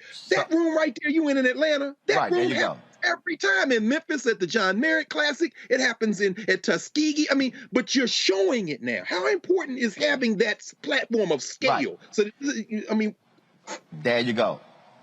Well, because again, you're not asking anybody else for permission. And you're not saying, hey, can you give it 20 seconds? No, we can give it 5, 10, 20, 30, 40, 50 minutes, an hour. Fred Gray, the civil rights lawyer, just celebrated his 91st birthday. I went down to Tuskegee. And I just need y'all to understand what I'm trying to convey. We had a project for Facebook. We went down to Atlanta. We did Andrew Young and Cliff Albright. We flew down. We then drove our Sprinter to to Tuskegee to interview Fred Gray, then hopped in that Sprinter, then went to Jacksonville and did 2-hour interviews with Facebook. Okay? Nobody paid me for the Fred Gray interview. That wasn't sponsored. That money came out of my own pocket. Okay? The crew that wasn't paid for. But Fred Gray's story was important. Fred Gray called me and said, out of all the interviews that I've done, that's the best, most complete interview ever done with me. Explaining my story. That's what Fred Gray said himself. Now, here's the deal, y'all. I'm not about to waste my time, and there's no disrespect for what I'm about to say. I'm not about to waste my time talking about Drake and Kanye. I'm not about to waste my time talking about entertainment and again, I appreciate, look, you can watch them Housewives shows, everything else. That's fine. It's enough outlets covering that stuff. But the problem that we have is we do not have enough outlets that are bringing the kind of content that you're not going to get anywhere else. And so what people have to understand, it costs resources, but more importantly, it's the ability to be able to control and own the narrative. And the other thing is that I'm going to say this here, and some of y'all might say, man, you arrogant as hell. I just want y'all to understand. You're absolutely right. When we walk on the scene here, I'm arrogant as hell. I'm cocky as hell. Because here's what's going to happen. What you're not going to do, you're not going to talk to ESPN and ABC and NBC and CBS and not talk to us. Come on. We're going to walk into the room with our cameras and we're going to say, we here too. That's right. Oh, I just need everybody, I just need all y'all to understand. There have been times when we walked into places where folks said, who are you? And it was like, this is who I am. And I've actually told my team, you let them know who you're with. Because see, what I need y'all to understand is, I've worked at CNN for 6 years. I've seen how the face of people change when you say CNN. That's how it should be when you mention black-owned media. When you say Black Star Network, somebody should say, y'all come right along in here. But see, here's the problem, and I'm going to go ahead and say it. A whole bunch of y'all black folks who out there hating, oh man, he arrogant and cocky. You goddamn right I am. Because guess what? It's called respect. You are going to respect the black consumer. You are going to give us the same respect and access as other people. And so we've gone places where we said, y'all gonna put us on that dais. Y'all got them on, we gonna be up there. Y'all better move over. Our camera's going right here as well. You damn right we've gone to places and we've been real arrogant by saying, no, we're going to get the story first. We're going to get the interview first. That's why when Ben Crump was in Elizabeth City, when he said, hold up, Roland Martin gets the first 3 questions. See, that's the other deal. Let me go ahead and give y'all this one. I'm reading Carol Simpson's autobiography. And she tells a story in her autobiography, Greg and Reese, where Dr. King came to Chicago. And she found out what hotel Dr. King was staying at. And Carol Simpson went to the hotel and then she figured out what floor Dr. King was on. And so she sat there and she wouldn't leave the floor and Dr. King was asleep. She stayed there overnight, sat on the floor overnight, eating crackers, drinking water. And the next morning, Dr. King came out and he said, are you the young lady who's been sitting here waiting all night? Yes, indeed. She said, Dr. King, look, this is who I am. I'm the only woman working in news and radio. This will be huge for my career. Why are you here in Chicago? And Dr. King gave her the scoop as to why he was in Chicago fighting housing. And then when he finished, he leaned in and said, now, baby, don't tell nobody what I said. And he winked. What he was really saying is, I'm giving you the scoop. Carol Simpson writes in her book that Dr. King actually helped make her career. So there's a whole bunch of black people out here who are newsmakers, who waiting on ABC, NBC, CBS, the Washington Post, and the New York Times to call them, and they'll blow us off. But the reality is you're going to get more time talking with us. I remember there was an entertainer who wouldn't do an interview with me. We were covering the James Brown movie, but she went ahead and she went and talked to E! and Entertainment Tonight and People. And I was like, that's fine, because see, here's what was funny. This was a black singer who wouldn't sit down and talk to me. But I sat down, Dan Aykroyd sat down, Brian Glazer sat down, Mick Jagger sat down, Chadwick Boseman sat down, Octavia Spencer sat down. So I ain't worried about her. I said, because, boo, they're going to give you 20 seconds. I can give you 15 minutes. Yeah. What I'm trying to get our people to understand is we have been conditioned to walk into spaces with our head bowed down, shuffling our feet, saying, ooh, if y'all can just give me a little bit. No. I need y'all to understand, when we walk into spaces, we walk in head held high and making it clear that we are here. We'll put up our damn tent where we want to put it up, and if somebody say you can't put it up, well, that's your problem, because I already got permission from Reverend Barber and others to do it. See, that's what I'm talking about, y'all. This is about changing the game. And when you change the game, you change it for your community. So y'all can sit here and call me arrogant, call me cocky, call me conceited. I don't really give a damn what none of y'all call me. Because the reality is this here. We're going to do what we do. We're going to build this up. And I'm telling y'all right now, all y'all haters, listen to me real clear. 5 years from now, y'all going to look up and say, I be damn. Look what he built with his team. It's because we had enough self-respect as Black-owned media that we were unwilling to think that we are second class. Roland, can I add one thing? Because one thing I want to add is, you know, one thing that's very evident to me is that people are shook by Roland Martin Unfiltered and the Black Star Network, because every single show on YouTube, in the comments, you see this inorganic troll bot farm activity to constantly try to undercut the legitimacy of this program. Obviously, it's unsuccessful because you continue to grow year after year. But the same relentlessness that people use to attack Black-owned media, to attack people who have credibility and are thought leaders in the community, the same relentlessness and no days off that they take, that's how dedicated we have to be to supporting Black media and people like yourself who are fearless and who are paving the way for people like me. Who would have ever thought I would have been able to guest host your show? I'm sure nobody who was mad at the little loud my Black girl on Twitter dragging them. So we have to be firm. We cannot get distracted. We cannot have a short attention span. We cannot go in starts and stops. We have to be consistent and relentless about putting our money and our support where our mouth is. It's real good to get clicks on Twitter and get a like and a retweet and this, that, and the other. But if you're not actually truly supporting the institutions that are bettering our community and holding people accountable to our community, then you ain't really doing a damn thing. So it's a lot of people that are making YouTube revenue off of attacking Roland Martin Unfiltered and what do they call us, the boule or whatever other little smears they come up with.